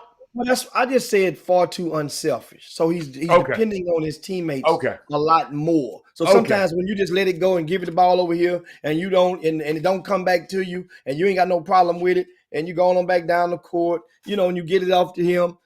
Sometimes it can look like you're not asserting yourself, but he is. I'm not going to do that to Jared Harris. Jared Harris is. Okay. He just has that much These guys been together, man, since 7th grade, 6th grade. Let me get Doug this number so he can call in, Jim. Hold on. And it's in the same class. So I'm not going to go there and sit there and give it. No. Jared Harris is the real deal. But I'm just saying, often players will get too unselfish. And it's like the old Bobby Womack song, Hal. I wish you didn't trust you so much. And Jimmy, that was a true song, Jimmy. Yeah, I heard. Bobby riding, boy, I don't never want to have no dude like that around me. I'll shoot it. He be here shot right. That was his partner. That was his partner gal. His partner's gal, man. Showed up to the funeral in one of his suits. Showed up to the main funeral in one of the main suits. With his wife. Trifling. She over there giving him the Google eye. Bobby went there and told her. She was smiling and crying at the same time with her little nasty self. I'm trying to find this number for Doug. But keep on going. Jimmy, you know what I want to ask though? I'm glad you said that. I've been seeing, just listening, I've been hearing my ear to the street. Jimmy. I'm trying to see how to say this. What happens?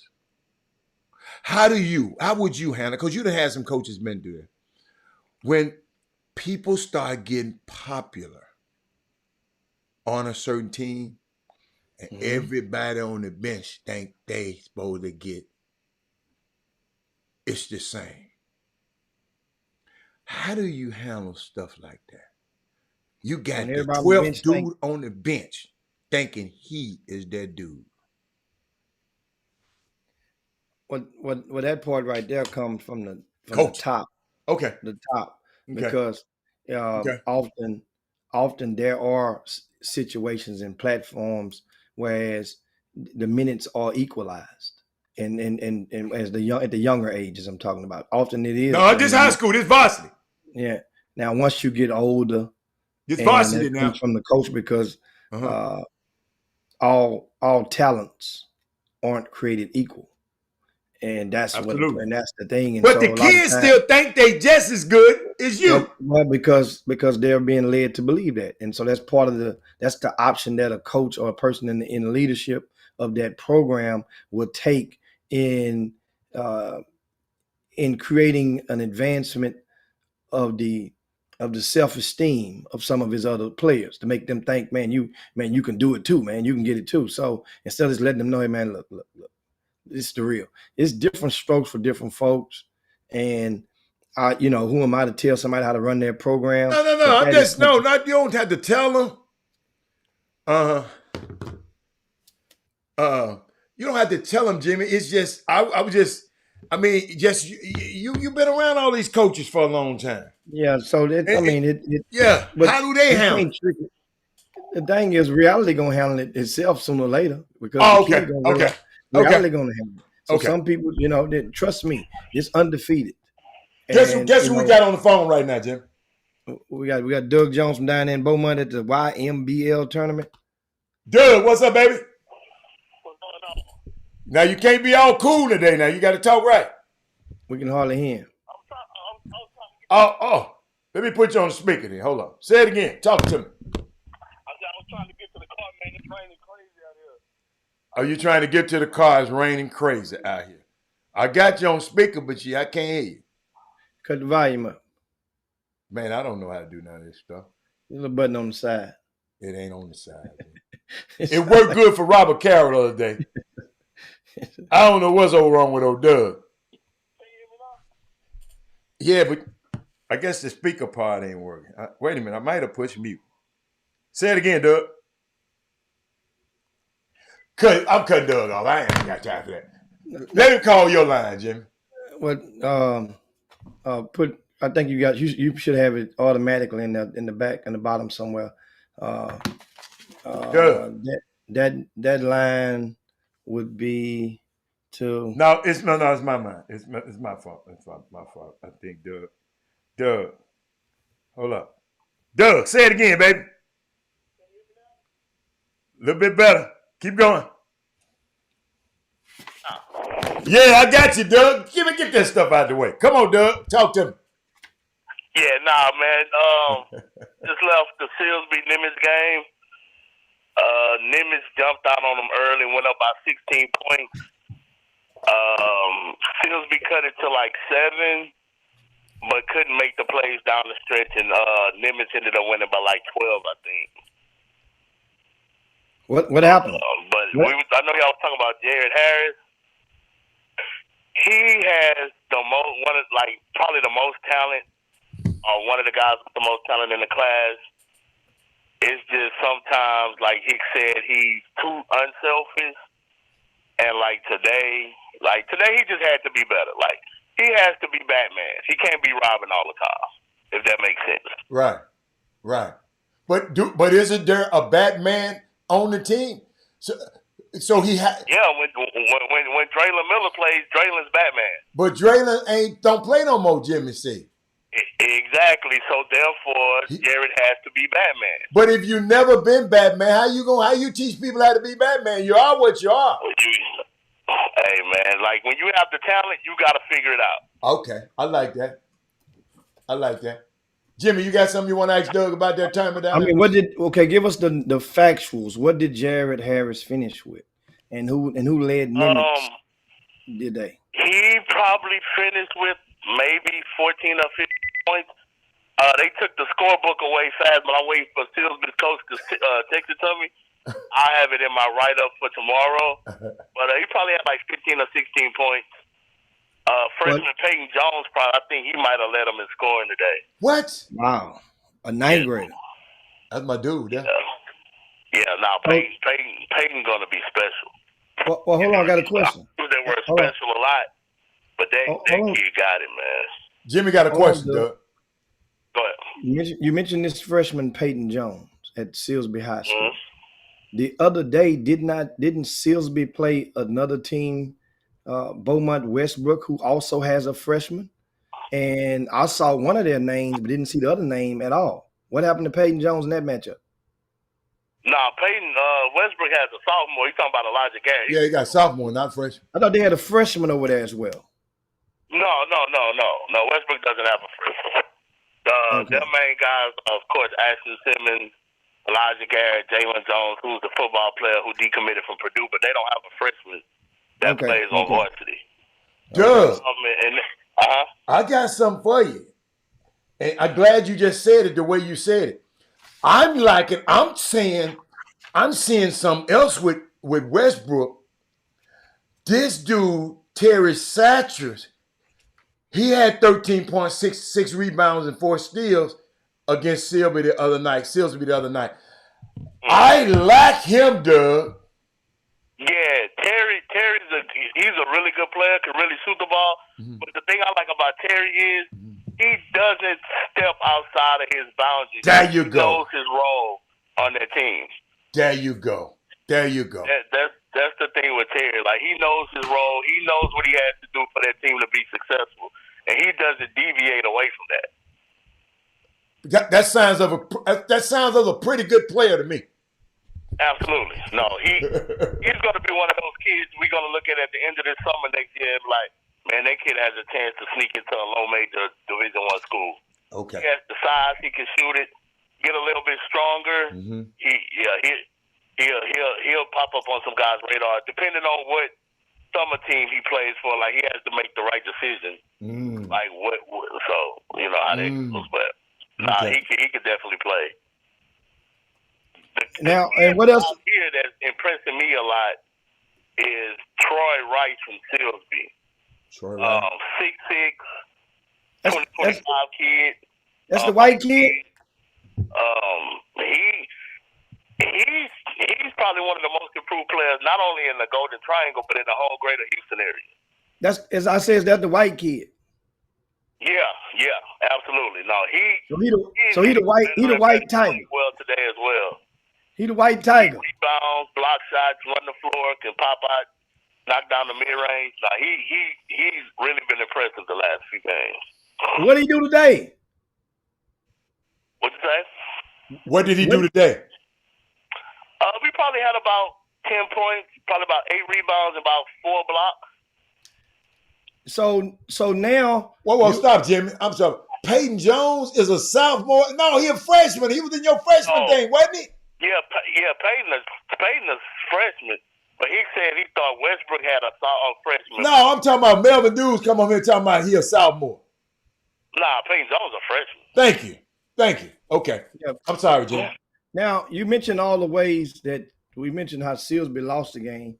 And once again, I know one thing in my experience in the business. If I need a scorebook or a score sheet, always call the winning coach. They will non-reluctantly share that intel with you. It's hard to get it from the losing coach or the losing program. Always call the team that win. They will give you whatever stats you need on that opposing opponent because they want you to know what they did to him. I promise you that. I've been in this stuff a long time. You just always got to know who to call. I got the high scores from Nimitz Coach. From Ken Dean. You know. Oh yeah. His son played. Yeah. Yeah. Dominique Samuel had 18, and Eric Woods had a really, really good second half. I think he finished with like maybe 16 points, but it was he didn't turn the ball over. He made the right decisions, and he played an extremely, extremely good second half. In fact, former Beaumont Ozan player Jordan Hunter was in the building, and he was like, "Hey, Doug, who is that kid?" He said, "Man, that kid can play." And I was like, "Oh, that's Eric Woods." Eric had a really good game. I got a question, Jimmy, for Doug right quick. Doug, did Draylon Miller show up at the game? Was he there? Yeah, he was there. He was on the bench with the team. Oh, okay. Okay. Yeah, he's actually leaving tomorrow to go to Colorado for his official visit. Okay. So yeah, but no, he was on the bench, engaged, clapping, in the huddle, coaching his teammates up. Okay. I mean, I don't know. A lot of people know Draylon, but he's one of the greatest kids you will ever meet. Okay. I got you. Nah, he was there. Yeah, he was there. Now on the bench, if you just tune in right now, we have Doug Jones live from in Beaumont on location at the YMBL tournament down there, and of course, Nimitz just defeated Silsby in pool play. All 15 teams advanced to bracket play. This event will conclude on Saturday evening at, I want to say, Lamar University at the Montaigne Center, if I'm not mistaken. This event is the championship games at Beaumont United. Okay, so they moved it back to Beaumont. Okay, it's on Beaumont United. I remember back in the days, in years past, that thing would be at the Montaigne Center, and it would be rocking down there for a championship Saturday. I've been down there a couple of times myself. So now, championship at Beaumont United High School, which is what is used to be known as Beaumont Ozen back in the days. Now, I wanted to ask you, who are some of the other teams to see and players to see at the YMBL tournament? Well, you got High Tower High School down here. Coach Woods has his guys down here. Of course, they have Milton Rice, who against Bush the other night had 23 points and 14 rebounds in their win. We also have Jaden Williams, who came over from Barbers Hill. Derek Sasser is a really good point guard for his team. They're a team that can find themselves in the championship games. They can pull off a couple of upsets. South Springs is down here. Stony Hadnot, who's on to South Dakota State. They play against Beaumont Westbrook at 6:30 tonight, which should be a really, really good game. That's the game I'm looking forward to. Of course, Beaumont Westbrook's in it. Silsby, Beaumont United, with Clarence Paye, Cade Dotson, Beaumont Westbrook, Ashton Simmons, Elijah Garrett. Who else is down here? Westbury Christian. Jason Scott, they beat Goose Creek Memorial this morning, so it's a pretty good field out here. I'm gonna be out here today, all day tomorrow, then I'm coming to Houston tomorrow. But I'm spending all day out here today. I'm about to head to go watch Angleton and South Springs right now. And of course, now shifting gears in the same in the sector of amateur and recruiting.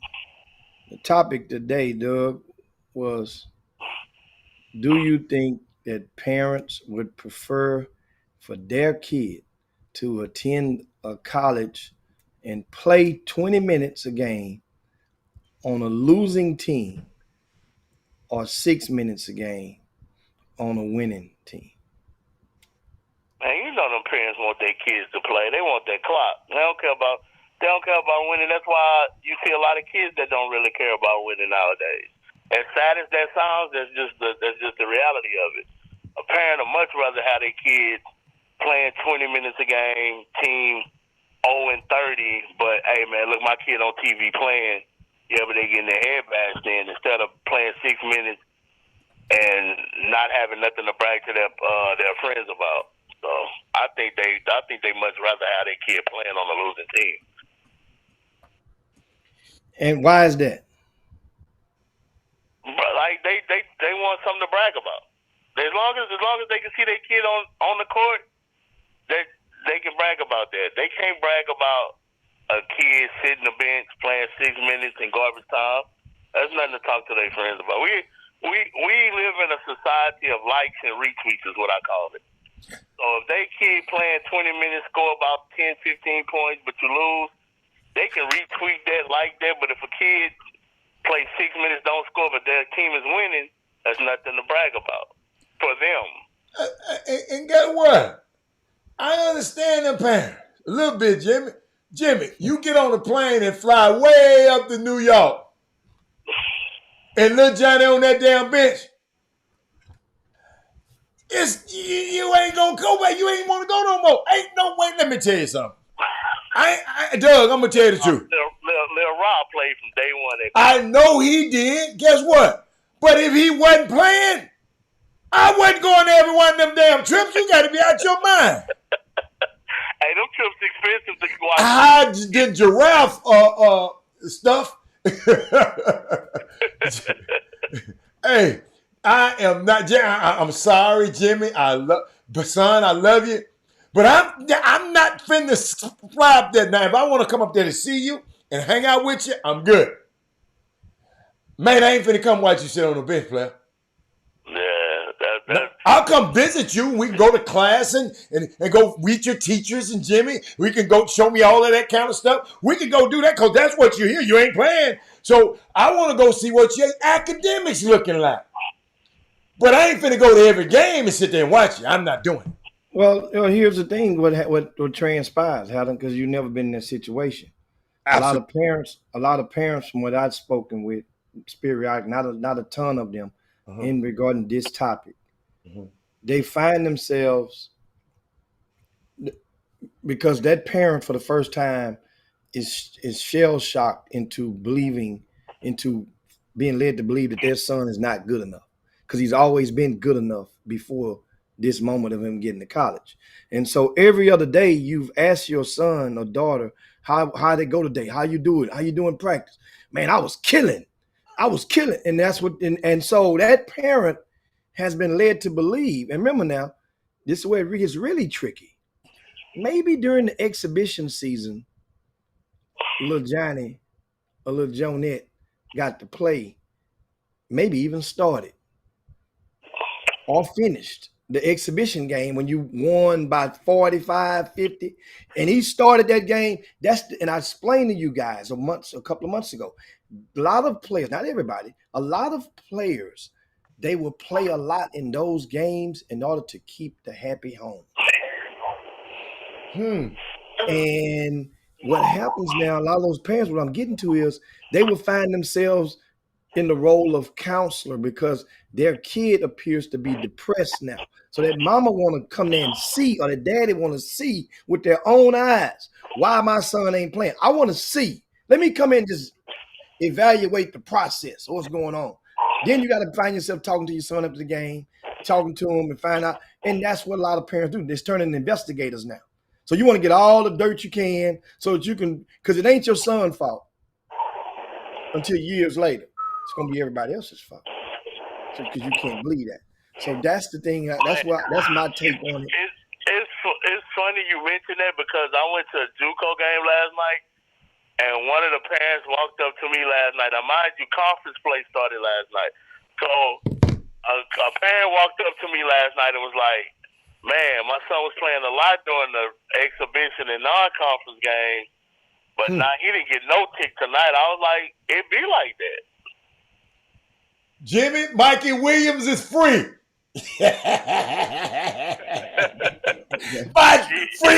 Mikey is free, Jimmy. He's free. Well, I'm sorry. You and them damn Mikeys, boy. Them Mikeys. I don't understand what the hell. I love the Mikey. Michael Collins, Mikey Williams. I love Mikeys. You ain't lying. You're right. You're right. But I didn't mean to interrupt y'all, though. Somebody just sent me that. I'm sorry. But keep going. Come on. And Jimmy, you should come back and say, you should come back. Man, you didn't even go see him. You didn't even like it. I was waiting on you to come back, but you know what? No, I say that for later. You've been a lot nicer lately. I can't play that card. Can't play that card this early. Okay. I'm not gonna cut a Joker over a 2. I'm not gonna take that book like that. No, I won't. Just come on. Let me let you think I ain't got the Joker yet. Okay, just keep playing. Right. I'm a good spade player. I'm pretty good at that. When you have to play when you play cards with milk cartons, you pretty good. but anyway, man, what was you about to say, man? Doug Jones is live with us on the Chop Shop, and Doug, somebody have a question for you, and it says smaller guards, right? Two different classes of games, right? Say, could you compare Orlando Harden versus Jamar Franklin? That's at C. King High School. Compare Orlando Harden versus Franklin, and where do you foresee Franklin's level of play? Where'd that come from? I didn't see that. Oh, there it is. Good job. Considering let's be honest, if we were pre-COVID, Jamar Franklin probably would find himself at a low major D1 school. But just based on how the portal is and transfers, he may have to go down a level and then try to work his way up. But he's definitely a talent. And the thing that's helping him out this year is he's winning at a high level. They have some very good wins, and he's contributed in those wins. So I actually got a call from a JUCO in Alabama about Jamar the other day. So I know a lot of D2s and JUCOs are interested in him right now. Hey, what RCS, boy? You were getting calls from colleges and stuff. But keep going, Jim. Keep going. And so now the thing is, the difference between Orlando Harden and Jamar Franklin is Orlando Harden had a hell of a playoff run last year too. Well, before then, that's the season. I'm talking about before the season, going into his 12th grade year. Orlando Harden, remember, he had an early offer from Texas Southern. Right. And one from Alabama State. And Alabama State came and piggybacked up in there. Mm-hmm. Then Prairie View came on the back once the senior year of high school came. Prairie View, they noticed him during the summer. Of course, Byron Smith did, but then he started to really pay attention to him during that time. And Jamar Franklin did not have those type of options thus far. So that's a hell of a head start that can sometimes be the difference in a whole year of playing. So that's I'm they're two different kind of players to me too. Well, when you played against Clearbrook, people said we playing against Orlando Harden. When you playing C. King right now today, that big dude, they're not saying I'm playing against Jamar Franklin. I got you. Now, by the time this season is over with, they could. Yeah, they're saying we're playing against that team, that big old long boy. They still know Logan Alexander's name. They said big old long boy that blocked the shots. And that boy from Baltimore. Yeah, they don't know his name. Yeah. You're right. I understand. See, sometimes in these types of conversations, I find myself saying what other people really want to say, but they prefer not to say because they don't want to hurt people feeling. And it won't hurt people This feeling. ain't hurt nobody feeling. You It's just not gonna hurt. People think it hurt people feeling. It just sting a little bit because they hear that because it's publicly and you mentioning this type of stuff on the backs of a kid name. Okay. So then it seems like why you talking But about Jimmy, my you kid? give them same kids praise just the other day though. Exactly. So and I kept telling people, if you don't accept the praise, if you can't put down the criticism, don't pick up the praise, and then you won't have to pick up the criticism. And the crazy part about the criticism part is it only gets worse as you advance levels in basketball. Absolutely.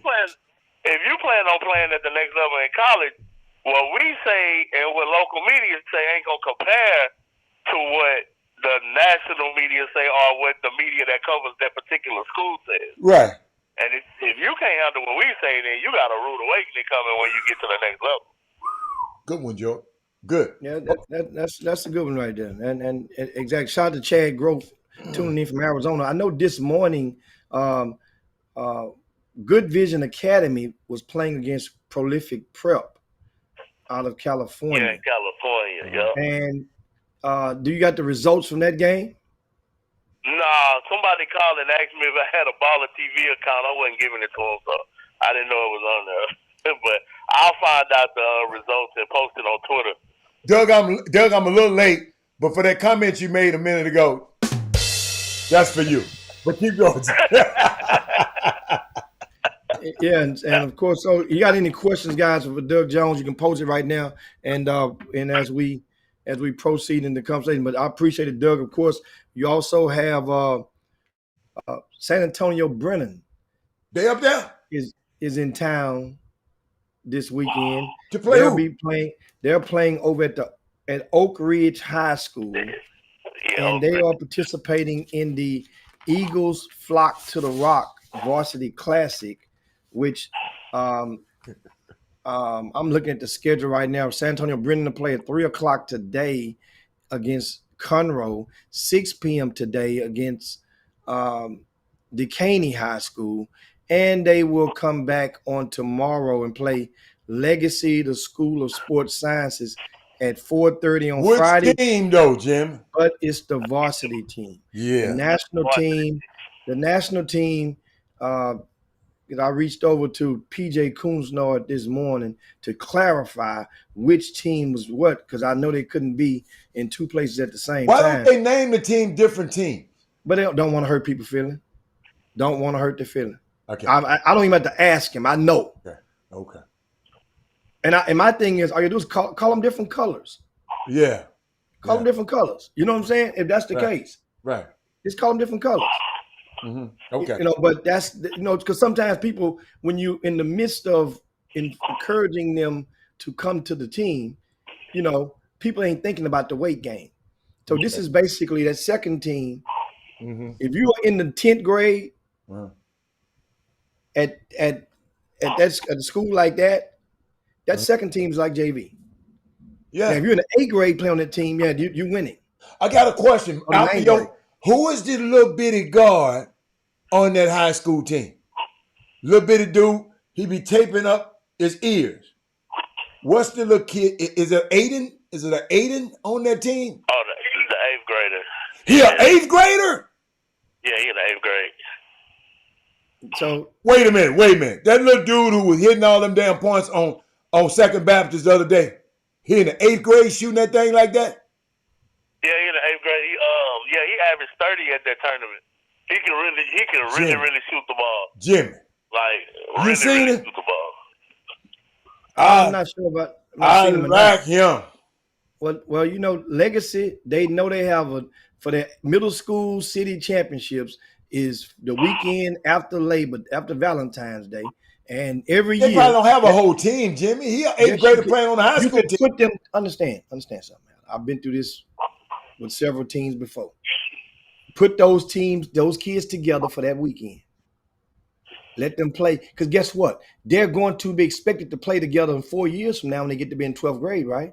No, Let them. I'm talking about the high school. You're talking about the high school No, team, but Jay, no, I'm talking about the he middle ain't school. Jimmy. He an 8th grader playing I on the high school understand that, but they have a middle school team as Oh, well. okay. I didn't know they had a middle So you school let team. let the start 8th grader play in the same class Yeah. with his mates. Yeah.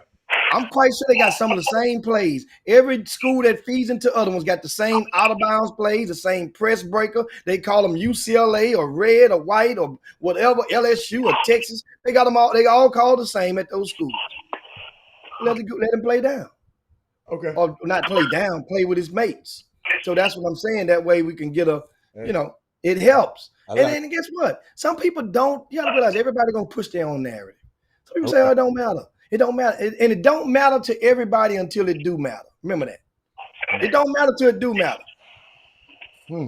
Okay. I just wanted to make sure that was real. I thought he was in the 9th grade. He in the 8th grade. Oh my goodness. Okay. Yeah. So remember last year they had an 8th grader, Trey Pinkert. He's in the 9th grade now. Okay. And Trey Pinkert was in a similar situation. He was playing on that first team and moved him up at the end. He was hitting threes all over the place. Okay. So they got 2 of them out there in the 9th grade. Okay. And now it's like you're caught in the middle because of size.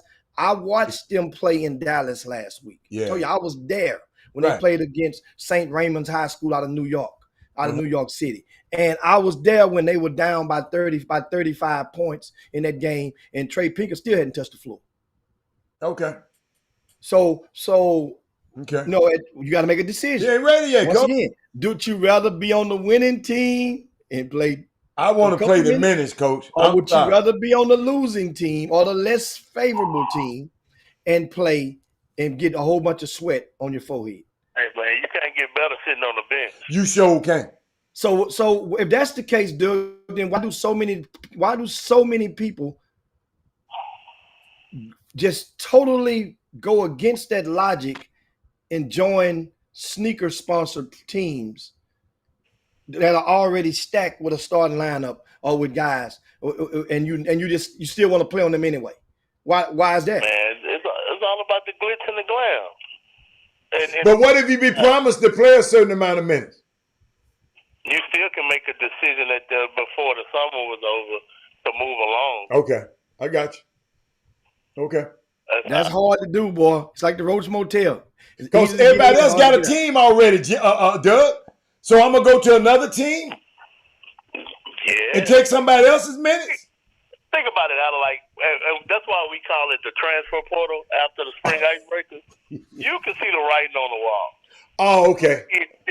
Some people still drink the Kool-Aid, think it's going to get better, but it's not. And then you're looking up at the end of May, like, dang, man, I should have made a decision. Now it's too late. But you could have made that decision in March and had the whole month of April and May to get That's a good point. Before it matters down the stretch in the summer. That's a good point. But Jimmy, sometimes, but what about the kids that don't play in the spring icebreaker? They won't find out till later. They still have time. For some portal combat. I call Jimmy transport portal. We call it portal combat now. Oh man, I remember Stacey Houston came on yesterday, asked me why didn't I create a grassroots portal. Yeah, let me tell you, the thing that's different is about the grassroots portal is that it's a lot of that stuff is on the sneak. Yes, and it would be very difficult. Every week, man, that'll be too much. What practice? What day practice, Jimmy? You got what day? Tuesday and Thursday. Tuesday and Thursday. If they ain't on there Tuesday and Thursday, they somewhere else. So, like he used to say, man, go see that kid that's in that uniform. They go get them nachos. The ones that's going to get them nachos going to talk to another team during that in between games. Wow, no. That's how you get them. I mean, hell, they got DoorDash now, so they might just bypass nacho line. You can DoorDash the kids some stuff now between Uber Eats, baby. Man, I'm about to walk in this gym, man. I appreciate that. All right, man. Thank you. Me, all right, man, they couldn't dare have me as a grassroots coach. Go Prairie, man. We got to get this dub Saturday, man. Who y'all play? We play Florida A&M in the SWAC championship. Oh, the football. Okay. Go Bubba. Okay. You're right. All right. Do your thing. Thanks a bunch, man. Of course, that's Doug Jones, man, live down in Beaumont, man. Make sure you follow him on social media, D Jones I want to say 1814, but just search in Doug Jones in your Twitter X platform, and you will come right up and get where you can get timely updates on the action where he is. I got some Now, breaking news, question: Jim. we got more breaking news. Yeah, Bronny James has been cleared to make full basketball return, family spokesman said. He will have a final evaluation with the staff this week, resume practice next week, and return to games soon after. Well, that's good news for Bronny James. I knew he was going to play at some point this year. Yeah. Because that wasn't never a conversation when he come out. No, It but wasn't I'm like scared, Jimmy. Hard. Anytime it's about a hard, Jimmy, I'd be scared. I'm nervous. I ain't gonna lie, because you never know. Even the doctor said you never know. So that's why you got the heart is just it's delicate, man. You know, these young people having these problems with their heart. It's kind of weird now. Yeah, I'm crying. I wanted to have to sign a whole bunch of waivers and You everything. know that. For him to touch that court. And you got to realize, man. USC is. I think they got upset the other day, but you still got a fascinating player, and that's a different. Now they've become a big ticket now because of Isaiah Collier, of course, from out of Georgia, is fascinating. He's living up to every bit of the hype of people that hadn't seen him before. I think I had Isaiah Collier, brought him down here for you guys to see during the Hoops Giving Classic 2 years ago. You guys remember that? We brought the team from down there, and they played Duncanville.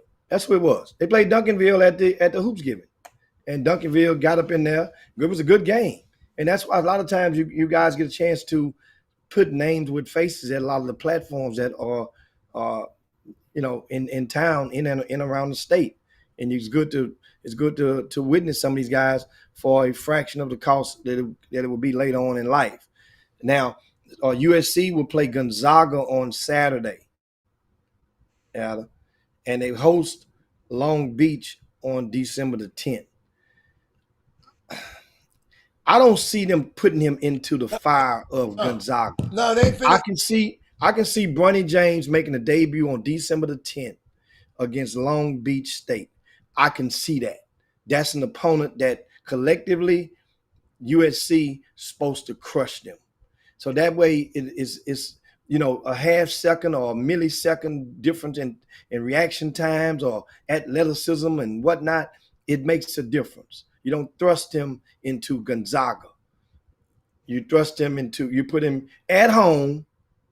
He's comfortable with the locker room, comfortable with the rims, comfortable with the backdrop, comfortable with everything. You put him at home against Long Beach State. That way, making a winning play would not necessarily be needed. It was just him making a progressional play on the court for Bronny James. Shout out to him, and I guess the world will be watching. That's for sure, as well. Also, I asked you guys earlier, have other questions, and I think somebody asked you how to when would Mikey Williams suit up for Memphis. And Mikey got some other stuff to worry about right now. I'm just glad the little kid got it taken care of. I don't know. I don't care about him suiting up. I just hope he get his life together and watch his anger management and take anger management courses. Cause I just hope he don't go to Memphis with that attitude down there. Cause it might be a little bit different outcome. So that's what I hope for Michael Williams right now. And somebody asked about Bryce James. He did switch back and go to Sierra Canyon. I would, Notre Dame is a nice school too. I've been to both of them. I went to, matter of fact, 2 days after each other. I passed by both of them before. Went to a game at both of them. I think Mercy Hawkins played. Not Hawkins, Miller plays at Notre Dame. But LeBron, I guess they wanted to go back to Sierra Canyon. I don't know why. I don't know why, but he's going back to Sierra Canyon. That's where he played last year. And maybe the kid wanted to go back and play with his dudes. I don't know. Oh, you talking about the young brother? Yeah, the young brother. So he left the other school? Right. Yeah, he left the other school. Woo, man. You know what that mean? Uh-huh. Do you know what that mean? No. That mean every event director who has scheduled them to play in their December event. Yeah, you talking about that. and had offered for plane rides and plane tickets and hotels and per diems for whoever put the deal together and all that. They got to eat that. They got Unless, Mercy Miller. unless you're smart enough to get like Glenn Smith and put that player name in the contract and saying if he's not playing, then we reserve the right to cancel your participation in this event. That's a hell of a clause. Some you got. I don't feel sorry though. They don't. They had that up in there because you know that's the reason that they're bringing them and flying them in. I got a question. Is Quasim Boyd, is that number 5 at Dickinson? He hadn't played this year. Oh, okay. He hadn't played this year. Kasim, he's out until mid-December ish. Okay, so he hadn't played. So he hadn't played. He asked me, I don't remember. I just know a number 5 for Dickinson. That's the light skin. It's the sophomore. Yeah. Junior. I'm sorry, that's the junior. I like him. Yeah. I like him. Yeah. So well, you guys, of course, we man, it's time to go. Oh, yeah. Gracious. Yeah. What time it is? Oh, yeah. Yeah. Man, this weekend. Hey, Jim. Huh? Somebody just put Scoot Henderson in the G League. Jim, I got to show you this, man.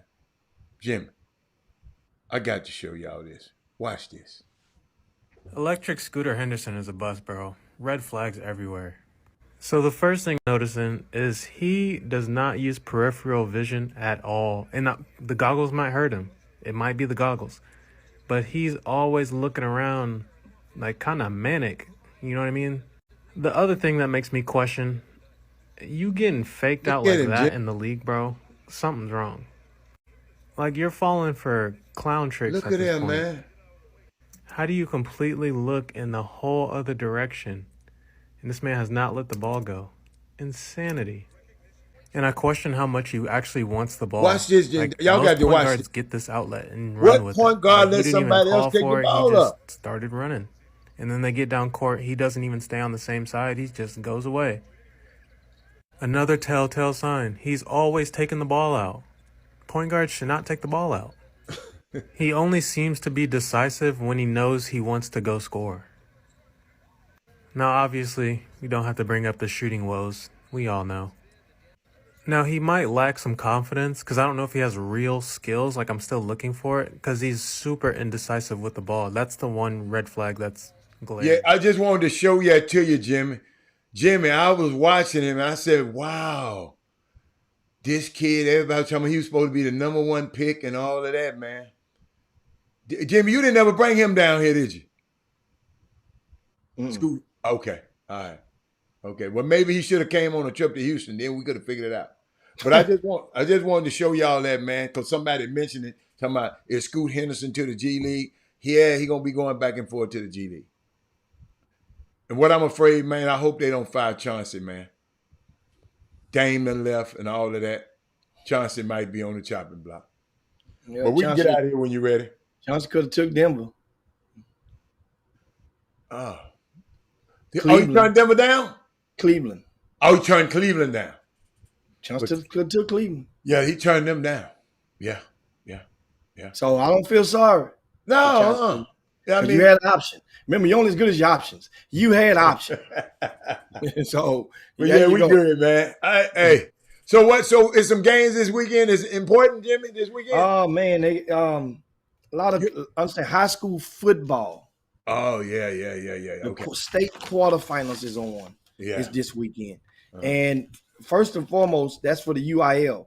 But shout out to St. Thomas High School in Houston. They will be playing for the TAPS State Championship on Friday up in Waco against Dallas Episcopal. Corey Henderson is on the way down to Houston. The Houston Christian High School is hosting their annual Wildcat Classic Mustang. I'm sorry, I say Wildcat Mustang Classic this week, starting today over at Houston Christian High School. There's a projected how to be a very good class, but I just visually, I can't visualize myself making it over there for 8:30 in the morning game, knowing I'm gonna be up all day watching games in and out. I'm gonna try to make this game, but 8:30, if I do, it's probably gonna be the halftime. and that is I'm going to tell you who's on deck, and This is Houston Christian. at Houston Creek, I'm pulling up the bracket. It's in my phone. Here we go. If depending on the outcome of this afternoon's game, PSAT just played the Village this morning. Okay. They would play Fort Worth Christian at 3:30 today. Okay. St. John's would play CHSA today. Wait a minute, St. John's, Sebastian playing today? Yes. What time? So if both of those teams win, they play today at 6:30. Okay. If St. John's win and PSAT win, they will play in the morning at 8:30 at Houston Christian High School. That's what I'm saying. And then right behind it would possibly be the Woodlands Christian and St. Francis. That's a nice double dip in the morning, Then you go get you some lunch. And if you want to hang around after the end, Houston Christian will probably be playing Concordia Lutheran at 11:30. So and after that, Second Baptist will most likely be playing Empowering Others Prep at the 1 o'clock game. So that's a quartet of games on Friday before they go on to the semifinals. And we'll post the schedule tomorrow on rcssports.com. Meanwhile, you go in there today, you have a ton of news. As always, it's basketball season. We got a lot of stuff in there. A trio of kids have transferred schools. We got those in there for you. We got I think Doug Jones came in there and he provided a couple of recaps for you for everybody as well. Let me see. Let me give you some tips, some teasers as to what I see up in there. Oh yeah. Oh, guess who's coming to see Chris McDermott this weekend? Ooh. That's in the VIP news. Uh-huh. Cam Patterson signed with San Jose State. Uh-huh. We have an update on his expected return. Okay. In the VIP news. Mm-hmm. We also have the details about and the schedules for some of the tournaments, including that Mustang Classic. All of the games some of those I mentioned and more is in the VIP news. Send me the Mustang Classic, Jim. Send me that. It's on your phone. Doug has his Golden Triangle report in there as well.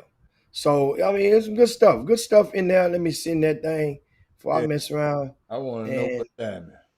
I just sent you. Yeah. So other than that, I'm trying to see. Girls HISD basketball tournament started. The girls HISD tournament is this week. Is today, and that's over. In various few schools within HISD. Wow. I ain't gonna tell y'all. Y'all got to go to VIP room. Wow. Chris McDermott. Keep on balling, young fella. That's all you got to do is keep on balling, man. Yeah. I mean, it's and but options. He has options. Got options. We broke that down a couple of weeks ago as to his Chris McDermott, his situation. Mm-hmm. Sliding back over in football, Saturday, North Shore and Atascocita will play at 2:00 over at Pasadena at Phillips Fieldhouse. This football stadium behind Phillips Fieldhouse in Pasadena. That's North Shore and Atascocita, the rematch. And this is going to be one hell of a game. It's the third consecutive season, and that North Shore and Atascocita has met for a spot in the state semifinals. And I'm looking. That game is at 2 p.m. Depending on what Summer Creek and Hightower is playing over at the Sci-Fair FCU Stadium. That's Saturday at 2 p.m. as well. Those are two of the games. Of course, another game that involves a DFW versus Houston flavor to it is Duncanville and Westfield, 3 p.m. Saturday at Reeves Athletic Complex. That's Duncanville and Westfield. Westfield It's pretty doggone good. We know Duncanville is lost only one game, and that's to DeSoto. So that's going to be, can Westfield pull this out? You know what? I want Duncanville and North Shore to just make it to the state championship. That's all I want. That's all I want. Have. By any means, I want North Shore and Duncanville to get to the state championship. And then when it does, the thing is, let me tell you something, because it's a different regime at the UIL. I understand economics come into play, and the last time they had the state football championships in Houston was on the front end of the COVID, I think it was, and it was not the participation or the attendance that they expected. So they moved it to Dallas and put it in Jerry's world, and the rest is history with the crowds. But I'm telling you something: if North Shore go up and play Duncanville again, and Duncanville somehow lucks up and win, then I'm going to tell you something. The conversation will strike in with some serious heat about rotating the state championship in intervals of 2 or 3 years to different cities: San Antonio, the ASAC area, Houston, and DFW, which them sharing the geographics, because it becomes, once again, not only is a financial strain for everybody that doesn't live in DFW, have to buy hotels, have to spend gas, buses, but DFW kids get an extra night of sleep in their own beds. Regardless of how you look at it, it does matter. And it's been that way. So it's cool like that. It ain't been that way. Been that way for the last few years. But if that shoe was on the other foot, how many years do you think it would be before DFW cried holy hell about the unfair advantage that one of our Katie's or North Shore be getting by sleeping in their own bed, and why we got to keep playing it in Houston? How many years do you think it would be before it would happen? That's the question. And Paul Miranda say, here they go again. Paul Miranda be sticking up for, hey, Paul Miranda be sticking. Hey, Jimmy, we finna get out of here because I got to go. But Jimmy, man, next week, man, we got to talk. Man, this Young Thug trial got to be the craziest stuff I've heard in my life. Jimmy, I want you to check out some so you be prepared next week. Man, hey, man, they gonna write a movie about this trial. You know what? I can honestly say I'm not abreast. If a person offered me $1 million right now, cash, deferred, whatever you want to give it to me, to cite or even hum one Young Thug song, I would lose that money. Me too. I don't know what song. I don't have no idea what the hell Young Thug sings or sung. And it's not a discredit to him. I'm quite sure he must be popular and valuable to a lot of people from following through. But I know they were attempting to apply, if they haven't, a RICO act on him and his alleged criminal behavior. So we'll see how that goes. Like I said, I don't really don't. So that's one less thing I got to do. I can't even tell you. We'll talk about it next week. But yeah, I got to get out of here, man. I had fun this week, y'all. Thank y'all. He said there's a UIL realignment coming. Yes, Chuck. We talk about that next week. There he is. And we do know for sure that Beaumont United and Beaumont Westbrook will be going back to 5A. Rightfully so. We don't have no thump in 5A. DFW got too comfortable with 5A. So we need some more reinforcement with a lot of our schools. And guess what? We got especially HISD. You ain't getting no money anyway now with the new superintendent in there. They diverting all that money to elsewhere. So you might as well consider HISD letting your Wheatleys and your Yateses and your Booker T. Washingtons go to, well, Booker T won't qualify because they got 2 schools in one. But some of those schools go and form your own 6-team 3A classification. Why not? We're talking about, I mean, you're not getting the money anyway. You're not getting the funding anyway. And that's the difference. In case you guys didn't know, when you go in different classifications, you get a little bit less money from the state as you would if you were the higher you are, because it's based on projected attendance. So I mean, you got to confess that you need less money per student. But anyway, that's known that, and we'll talk and see how these football playoffs go this weekend. And will it be?